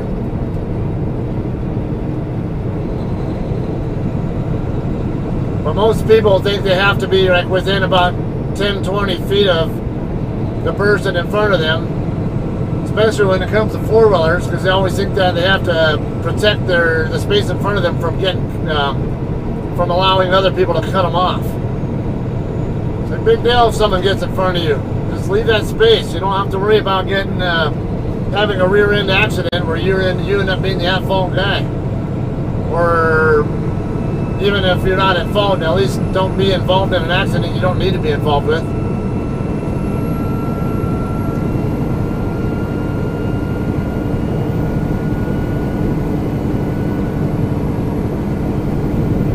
Okay, you're running tight on time also.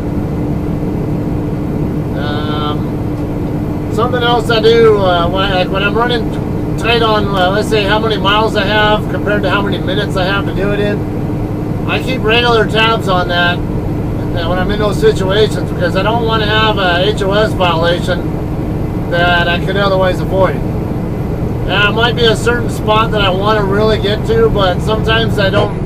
Sometimes traffic or weather or whatever else might put you in a position where you won't be able to make it to that location without risking going over on your hours, or basically having an HOS violation.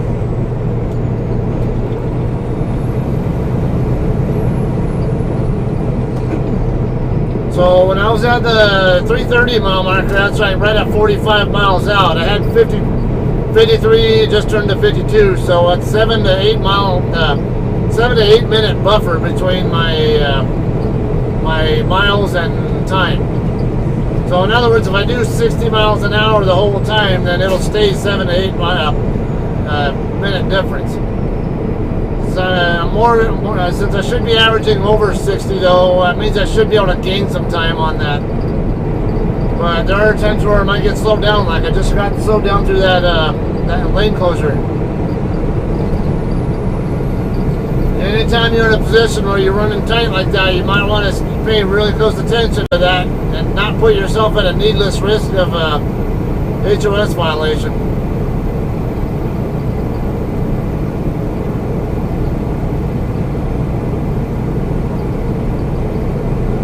For those of you who aren't truck drivers, don't know what I mean by HOS, that's hours of service. Basically a violation on our logs. We have like 4 different lines that we have to abide by. We have an 8-hour clock. We have an 11-hour clock, a 14-hour clock, and a 70-hour clock. Basically the 8-hour clock, for those of you who don't drive or who are basically getting ready to start doing CDL school or whatever, an 8-hour clock, it starts counting down and doesn't stop for any reason until it reaches 0 or until you do a 30-minute or longer break. Now, any kind of off-duty, whether it's off-duty or sleeper burst status, for at least 30 consecutive minutes will reset that clock to 8 hours. If it counts down to 0, you have to stop driving. The next clock is the 11-hour clock. The 11-hour clock only counts when you're actually in your drive time. So when you're actually behind the seat and actually moving the freight, and in driving status is the only time that the 11-hour clock actually counts down. As soon as you go into on-duty status, like say if you're doing a pre-trip or whatever, it doesn't count toward that. Also, if you're off-duty or sleeper berth, it does not count on your 11. It only counts down if you're driving. The 11-hour clock, that's how much time you get for each shift to drive with. Once it counts down to 0, you have to stop driving. And in order to reset that clock, generally speaking, you have to do a 10-hour break. There are a couple little exceptions that, let's say like an 8-2 or 8-2 split or a 2-8 split. Those are situations where you might be able to get back a portion of that time, possibly, but not necessarily. I don't want to go into complicated details on that right now either, but I'll give you an idea. Basically, the 11-hour clock resets after you do a 10-hour break. The 14-hour clock, that starts the very minute you go on duty at the start of your shift, which does include your pre-trip time and anything else you do before you start actually driving. And it does not stop at all for any. It doesn't matter what your status is. It'll keep counting down until towards zero until you do a 10-hour break, or of course do an 8-2 split or 2-8 split again as well. Which again, I'm not going to go into detail on that right here. But so basically, if you do a 10-hour break, you can reset your 11 and 14-hour clocks back to their full amounts. Then your 70-hour clock is basically an 8-day clock. You have 8 days to use up 70 hours of any on-duty time, which counts as both on-duty not driving and also driving. And it has to last for 8 days. So on average, that's about 8 hours and 45 minutes per day of total on-duty time if you want to run on recaps and not have to do resets.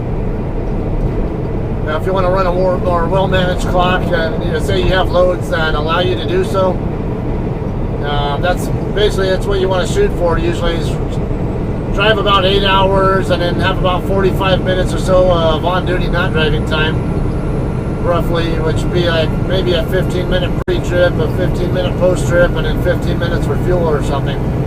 Just typically what that entails. I don't take 15 minutes normally for pre-trips or post-trips, but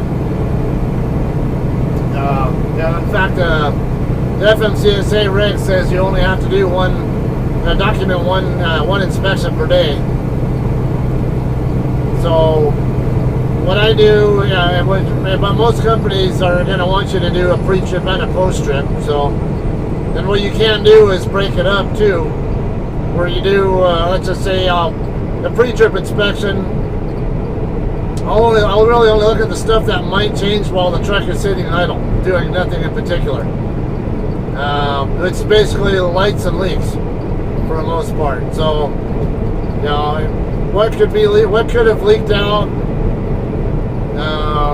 What lights are not working that should be working, or whatever, or also, what could somebody around me have possibly sabotaged? That's another thing to watch for.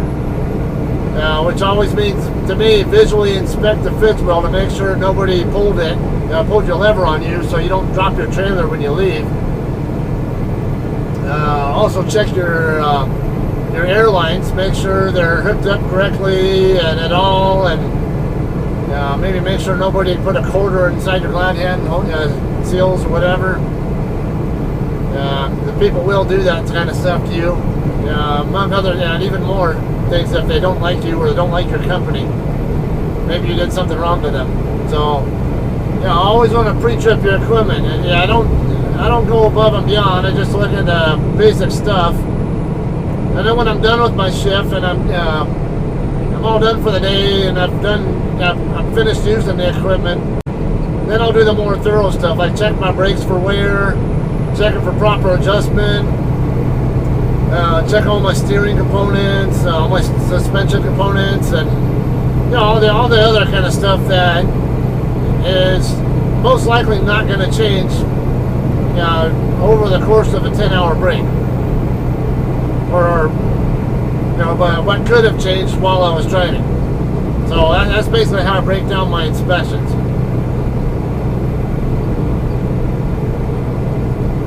But anyway, you get 70 hours to work with over any rolling 8-day period. So let's just say from Sunday to the Monday the next week, you get 70 hours to work with total.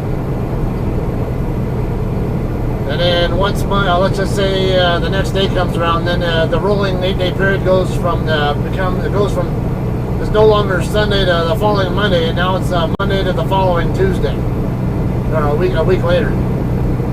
So, and then if you have recap situations, like say like I have, I think I'm getting like 10 hours back tonight, something like that. So it means basically I used up 10 plus hours of on-duty time on a single day, basically 8 days ago, or basically a week ago. And once midnight Central Time hits, because Central Time is where JCT is based out of, and that's where my logs are based out of there as a result. Once midnight rolls around, those hours that I used up last week, they get added back onto my 70-hour clock, so I can use them again. There are situations where maybe you might run hard and then might not have much delay between when you run and when you make your deliveries, or when you make your delivery and when you make your next pickup, or whatever. And or maybe and that could be how you prefer to run too. But those situations, you'll end up having to do what's called a 34-hour reset, which, put it a little more simple, just think of it, take a 10-hour break and then wait an extra day later. And that's basically a 34-hour break. 10-hour break plus a full 24-hour day. And then after that 34-hour rest period, you get your entire 70-hour clock back regardless, and you can run again however you want, or however the load might require you to run. For me, I do tend to prefer to run 500 to 550 per shift, although I can do 700 plus. Again, that's because I'd rather be running on recaps more often than not. And I don't, plus I don't want to run the risk of getting fatigued and being more prone to making more mistakes at the end of my shift because I'm just tired and can't think straight. It does happen. You can be a 30-year experienced driver out here. You can be really fatigued and make stupid mistakes, believe it or not. So don't think that new drivers are the only ones who make any kind of mistakes or have any kind of accidents. It can happen to anybody.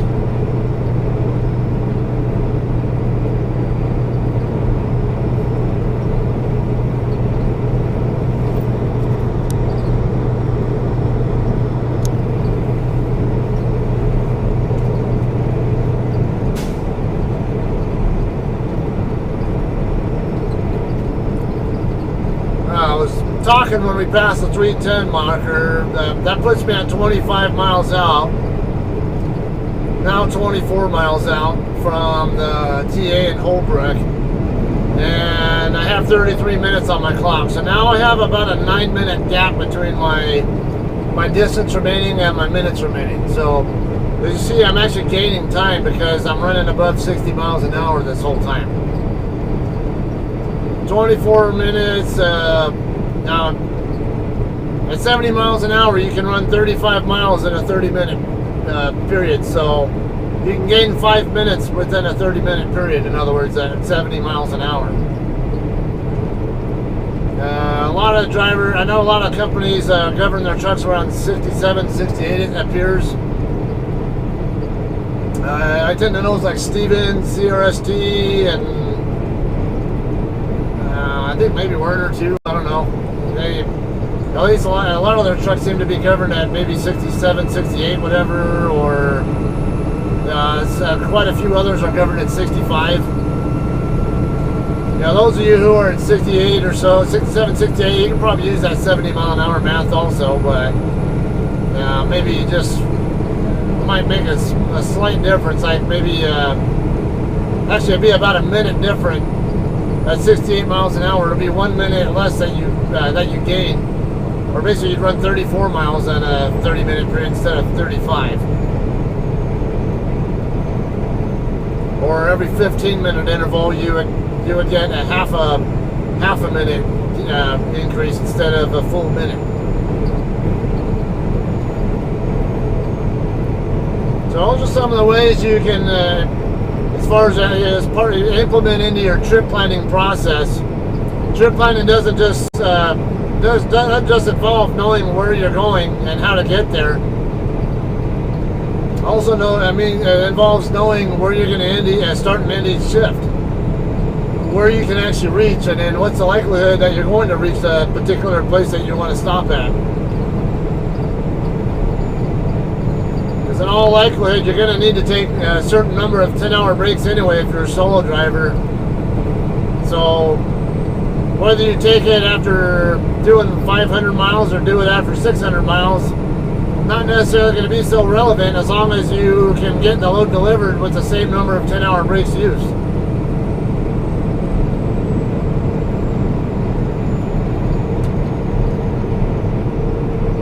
Now, a lot of newer drivers, though, are going to be team drivers. There's a lot more demand for team freight. Just imagine if you're, let's say you shop on with Amazon a lot like we do. You order a lot of stuff on Amazon, you might want to get it in 2 days, right? Well, the problem is what happens if that product you ordered, maybe you're like me and you live in Southern California, but the product you ordered has to come from New Jersey or somewhere, all the way across the country.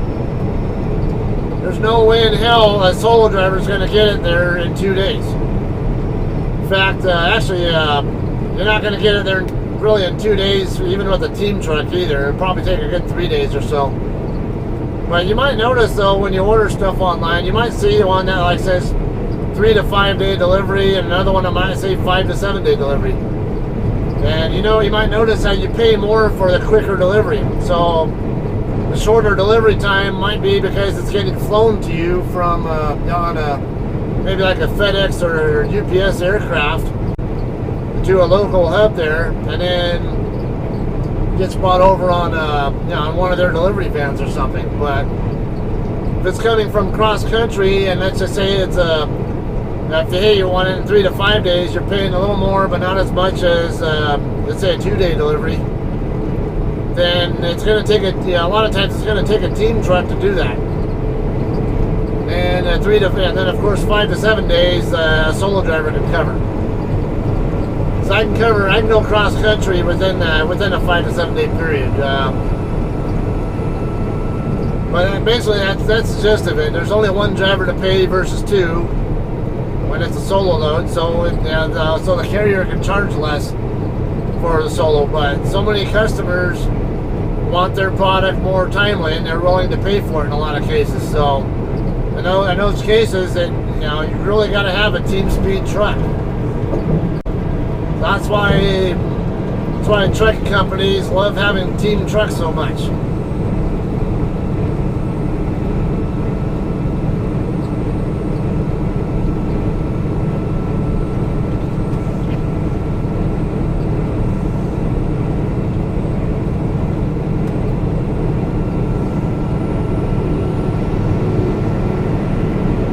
As far as team driving is concerned, there's some pros and cons to that. A lot of people don't want to team with other people. It's not always that bad. Depends on how you are, the personality, what the other person's personality is, what your goals are, like how you want to run, even where you actually live and where the other person lives. Don't be totally against against team driving. It's not always bad. Yeah, I'd like to move over, but got a 4-wheeler coming up. It's far enough over anyway. If you have a problem getting along with other people being on your truck, there's a pretty good chance that the problem isn't the other person, it's probably you. Because I'll tell you what, I either teamed or trained with several other people on my truck. When I was with Sierra England, I was one of those 6-month trainers, and I don't really care what anyone thinks about that. I was trained well, and I had plenty of other experiences I brought to the industry with me, and I really don't give a rat's ass what anyone thinks about that.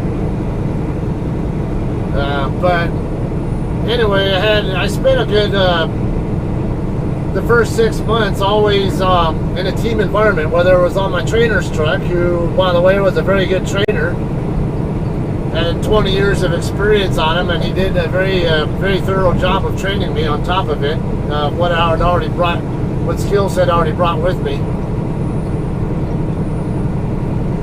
And not saying that I had I was like all that in a cup of, all that in a bag of chips or whatever you want to call it, but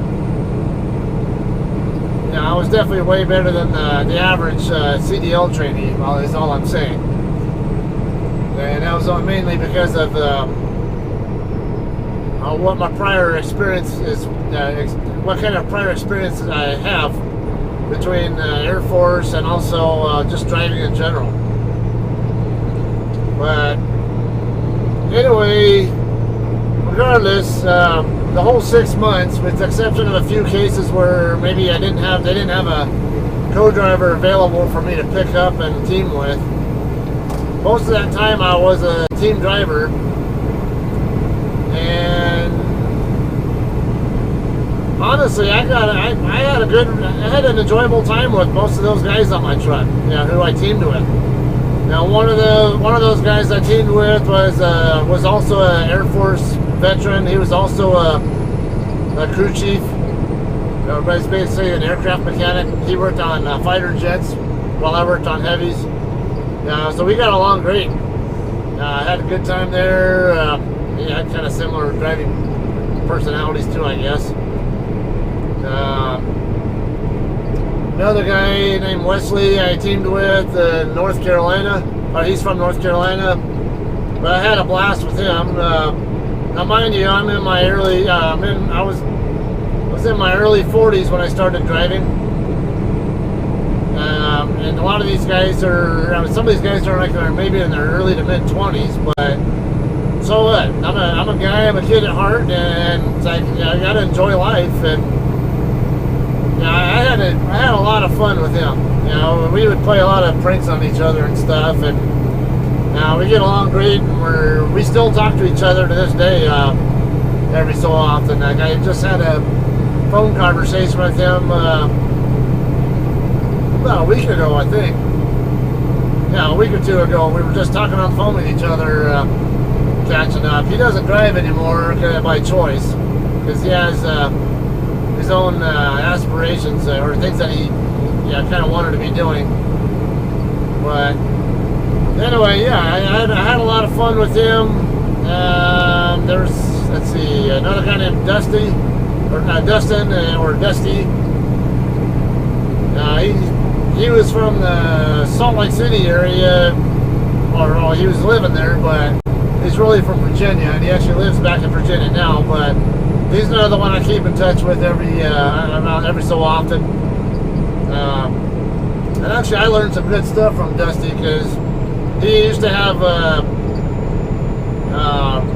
he used to be basically in the safety department for, what was it? I think it was a bus company, if I remember right, and he also worked in the rail industry.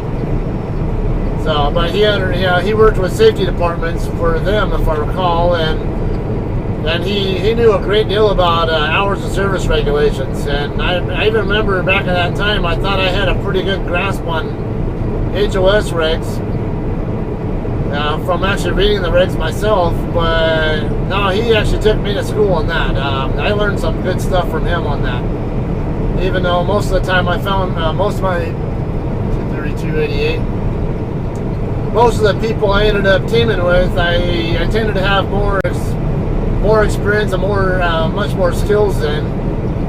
But I mean, that's not taken away from some of these guys. They really did have some, at least some of them at least did have a fairly good idea of what they were doing. And we had a good system going, and we got along great. It's not that hard to get along with people, guys. My wife and I both think I am probably an Aspie, or someone who has Asperger's, which is basically a high-functioning form of autism. So, granted, I'm not the most social guy in the world as it is, and and the fact that I can get along with people just fine, living on a truck with them, if I can do it, then anyone can. I think hey, you gotta make compromises. There is no such thing as having your cake and eating it too. It's, you know, for every time there's some kind of advantage you get from something, there's probably a disadvantage there somewhere as well. It's just a matter of what do you want to focus on. You want to focus on the positives, or you want to focus on the negatives. The more you focus on the negatives, the more you're going to be just a naturally nasty person to be around.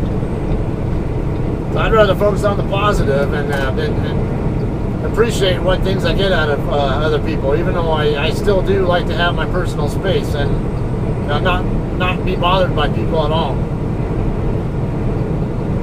But anyway, so yeah, it's there. I did have some plenty of good times with co-drivers. I know when I became a trainer, there were people I trained who I had a very enjoyable time with as well. There were definitely some people who definitely tested my patience. And one particular individual who there were a couple of times we came really close to fighting with each other. It was that bad. I really wanted to kick that piece of shit off my truck about a weekend. He was a whiner right from the very start, and let's just say it takes a lot to really piss me off, and he really pissed me off, and I was seriously on the verge of just knocking his ass out even while he was driving my truck. That's how bad it got. And I know there were a couple times where him and his attitude, he looked like he was making, the things he would say and a couple of gestures he made kind of made me think that he was about to do the same to me. But anyway, yeah, sometimes I gotta deal with pieces of shit like that, and that was one of those lessons I learned. I don't care what the DM says. If I think that there's a chance it's gonna get to that point, you're off my truck. I'm the one who lives on that truck permanently, or at least for an extended time. Yeah, I'm primarily responsible for everything that goes on for that truck as well. So, you don't like the way I do things on my truck? Tough shit. You're only on the truck for a month. You don't like the way the trainer does things, and you can either suck it up and deal with the way the trainer does it, or you can ask your training people to get you on a different truck.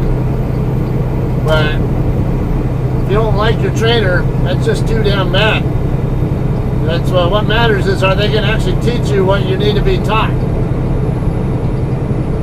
Now it is best to have a trainer you can relate to well and not have a toxic relationship with, though, because I will say with that one guy I call a complete piece of shit, it did get to the point where, yeah, you know what, I'm not going to deal with this guy. I'm just going to keep my mouth shut, because, there was one time even where, even had it on dash cam too, where he was one of those guys who'd interrupt me all the time and talk over the top of me, and then say he even had the audacity to say he didn't give a shit if it was my truck or that I lived on it or not, that I'm not going to do this or that, and like, I can't, I'm not going to waste my time trying to argue with someone who's just going to sit there and talk over the top of me and not listen in the first place. That's wasted effort.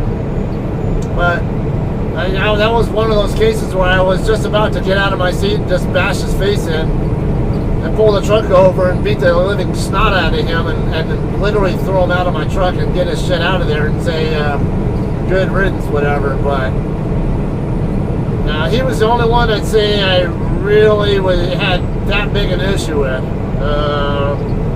There were a few others that I really should have kicked off my truck for safety concerns, but I kept trying hard to still work with them and get them to pick up on correct the bad habits that they'd have that were more driving related. But funny thing is, and then there was one guy I did kick off my truck because he was not safe. And I'll tell you another story on that one another time, because I just don't have time to work with here. It's we're at the 290 mile marker, which means I'm only 4.5 or so miles away from my exit. But anyway, as a trainer, I could tell very quickly which of these trainees was likely to last, which was likely to succeed, and which was likely to not make it long at all.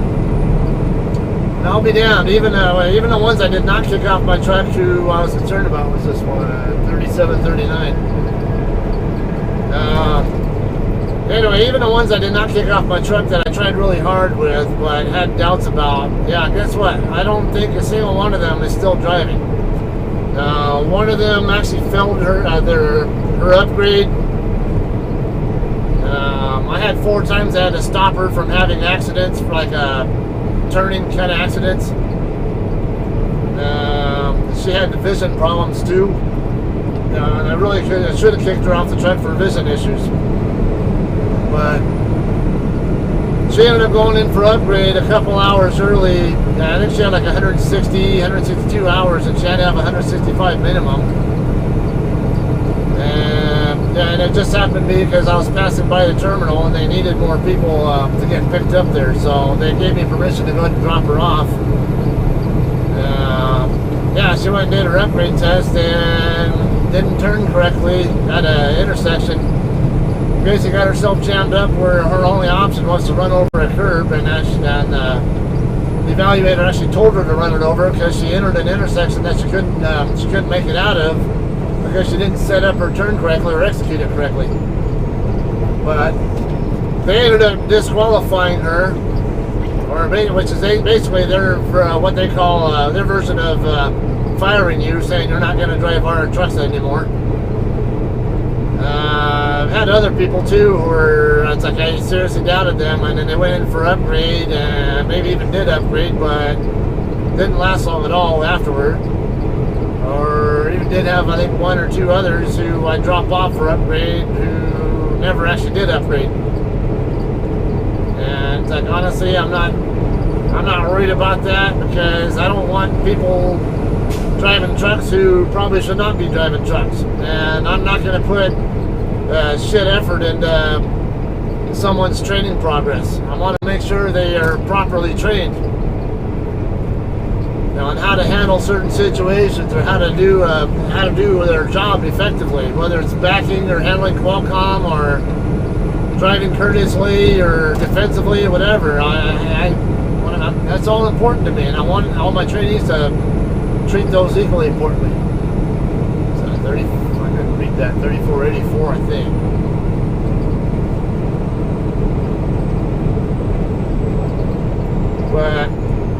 But there were several others there who were great. They were very receptive learners. One guy I remember from, basically he's from Chicago area, ended up living in Indiana. He was probably one of my absolute favorites, to be honest with you. Actually, he's probably my number 1 favorite. He's actually the same one who filmed the double blindside backing video I have on my YouTube. And another video there. But in fact, that's my most watched video. But anyway, let's see, I think it's 283 is actually my exit. That's coming out. Yeah, Perkins Valley Road. But anyway, that guy got on my truck, and right off the very bat, he had some great habits. Mirror checking habits were just phenomenal right off the bat. He would always watch his tandems all the time. He seemed to have a really good grasp for how to execute turns all the time without any problems.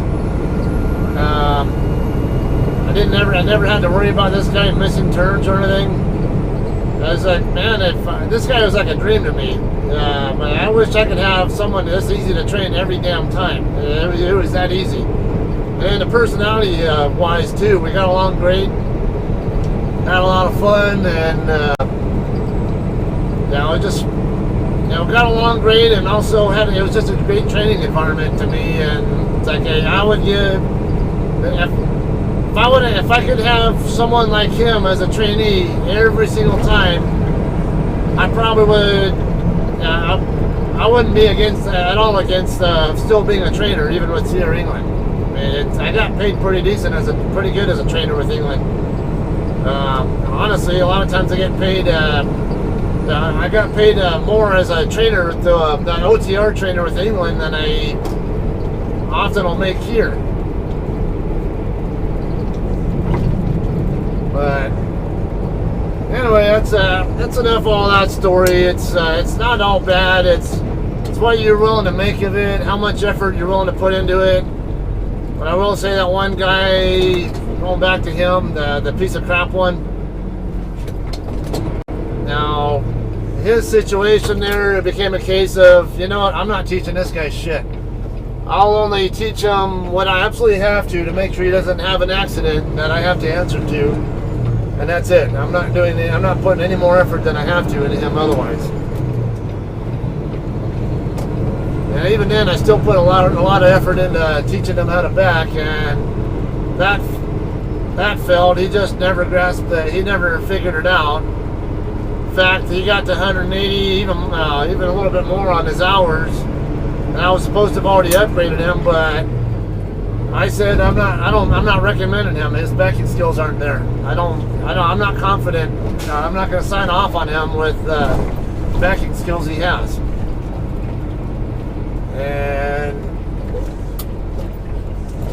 they ended up eventually forcing me to send him in for upgrade in Laredo after he had already had, I think, a little over 200 hours. Because I had an opportunity to drop him off in Colton for his upgrade, but and believe me, I was more than eager to get rid of him.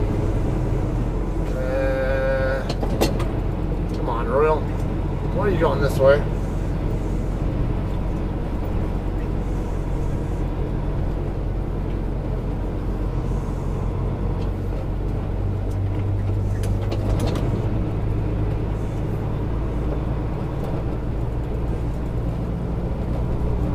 Alright, so anyway, as much as I wanted to get rid of him regardless, I'm not going to sign off on someone for upgrade if I don't think they're ready. So I told my DM he's not ready. He doesn't have the backing skills yet. Alright. Four-ways on.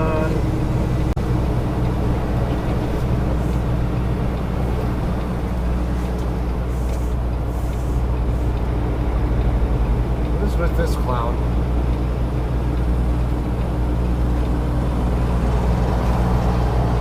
Okay, when you're setting up for straight back setups, the speed that, or any kind of backing setup actually, the speed that your truck is rolling at, basically the faster you're rolling, the faster you want to steer. The slower you're moving, the slower you steer. Otherwise, if you're steering, basically if you're steering and your start time aren't timed perfectly with each other, you're going to end up having a setup that's not perfect.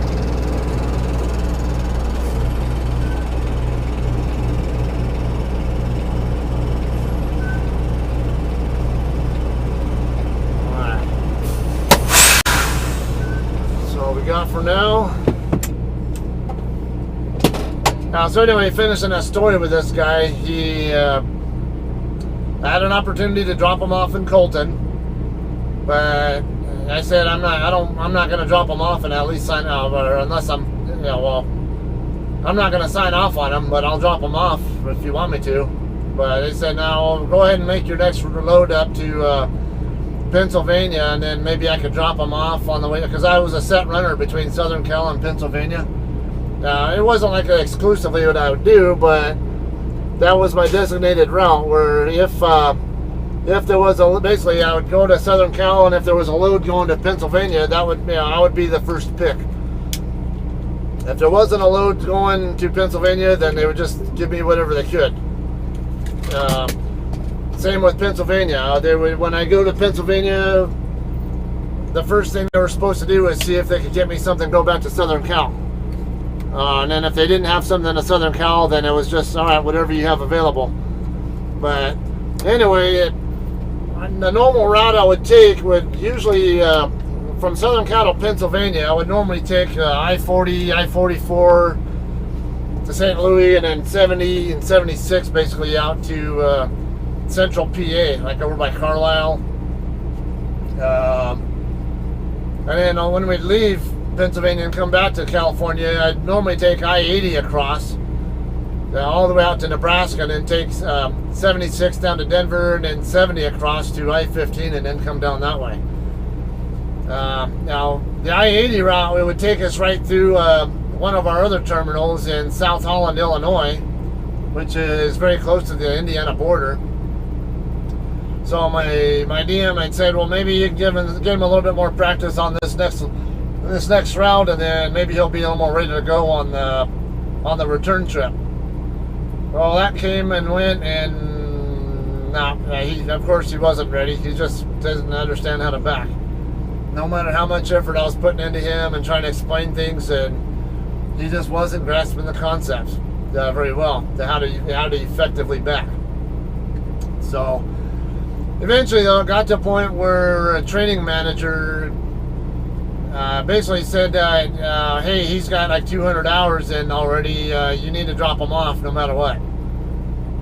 In other words, I mean, it's not that they're wanting me to upgrade him, they just want me to drop him off, and then it's up to him to figure out if he can sink or swim then.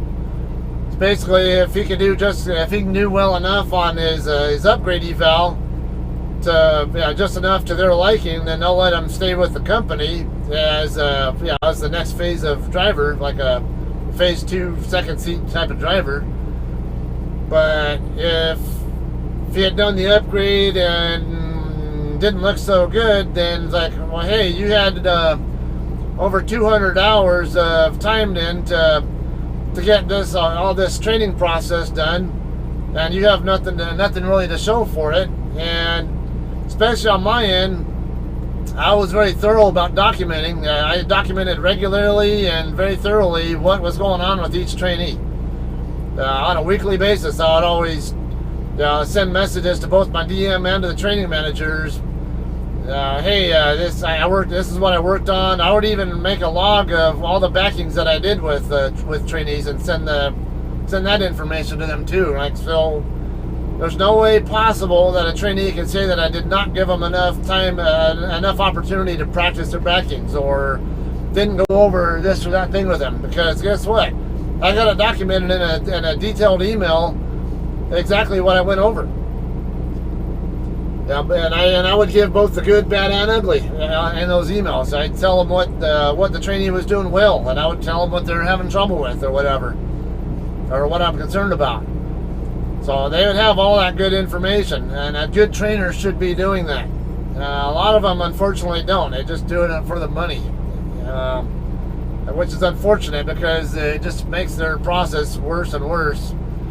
Because honestly, England has a very good training and safety program in general, at its pure basic level.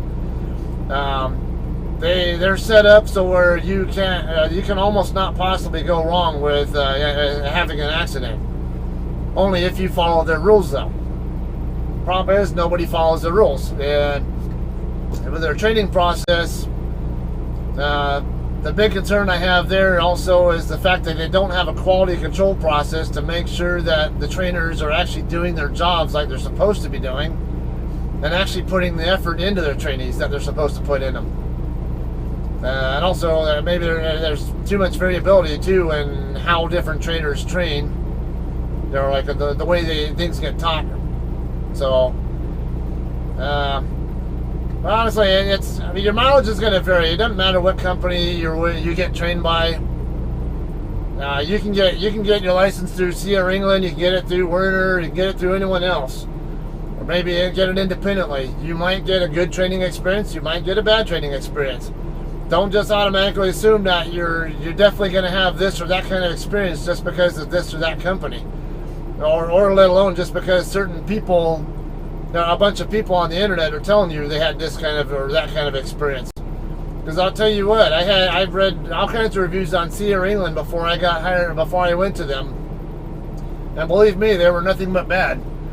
There were only like 2 or 3 good reviews I saw, and they were all related to the Fontana CDL school, and which ironically it was the one I lived by. And I will say that I had a good experience with the Fontana school as well. It's fast paced, unfortunately, but they are very thorough in what they do teach.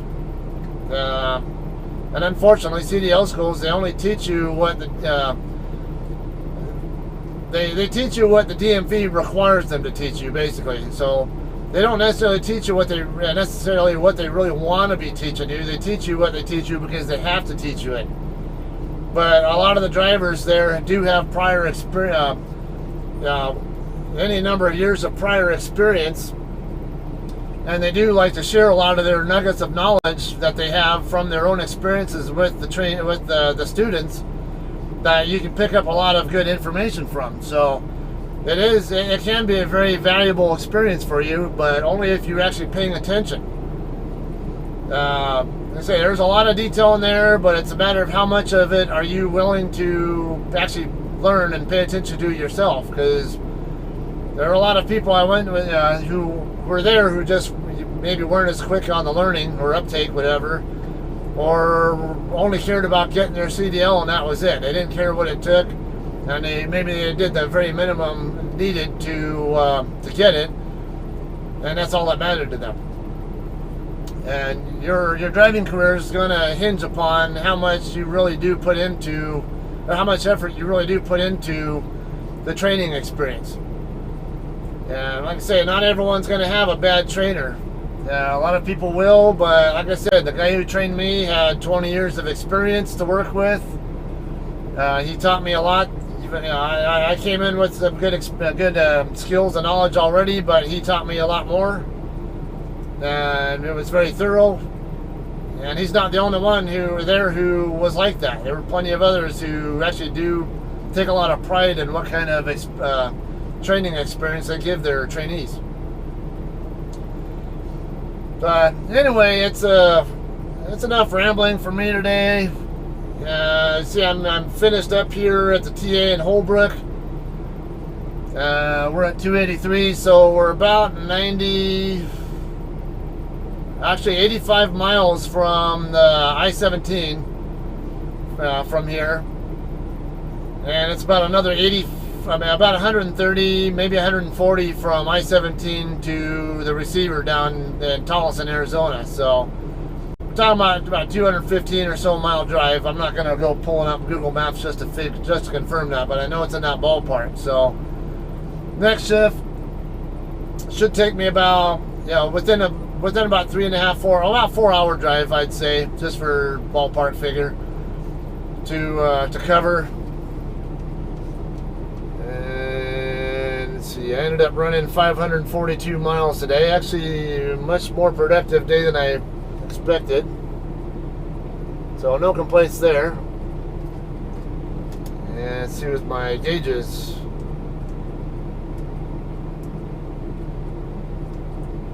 Trip info, trips. Oh yeah, I need to be.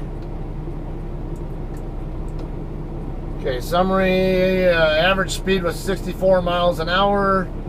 Fuel economy was 7.4 miles per gallon. So not the greatest fuel economy on this particular leg, but I don't normally expect to get anything more than like about 7 miles per gallon on average overall. Basically, that has a lot to do with the fact I run 70 miles an hour when I could get better economy by running 55 to 60. It also has to do with the fact that I have a 10-speed transmission. Regardless of whether it's auto shift or manual, doesn't matter. I still have a 10-speed transmission. It's geared certain ways, and if I had a 12-speed transmission or 13-speed, regardless of whether it was manual or auto, there's probably a better chance I'd get better mileage out of it. Not necessarily though.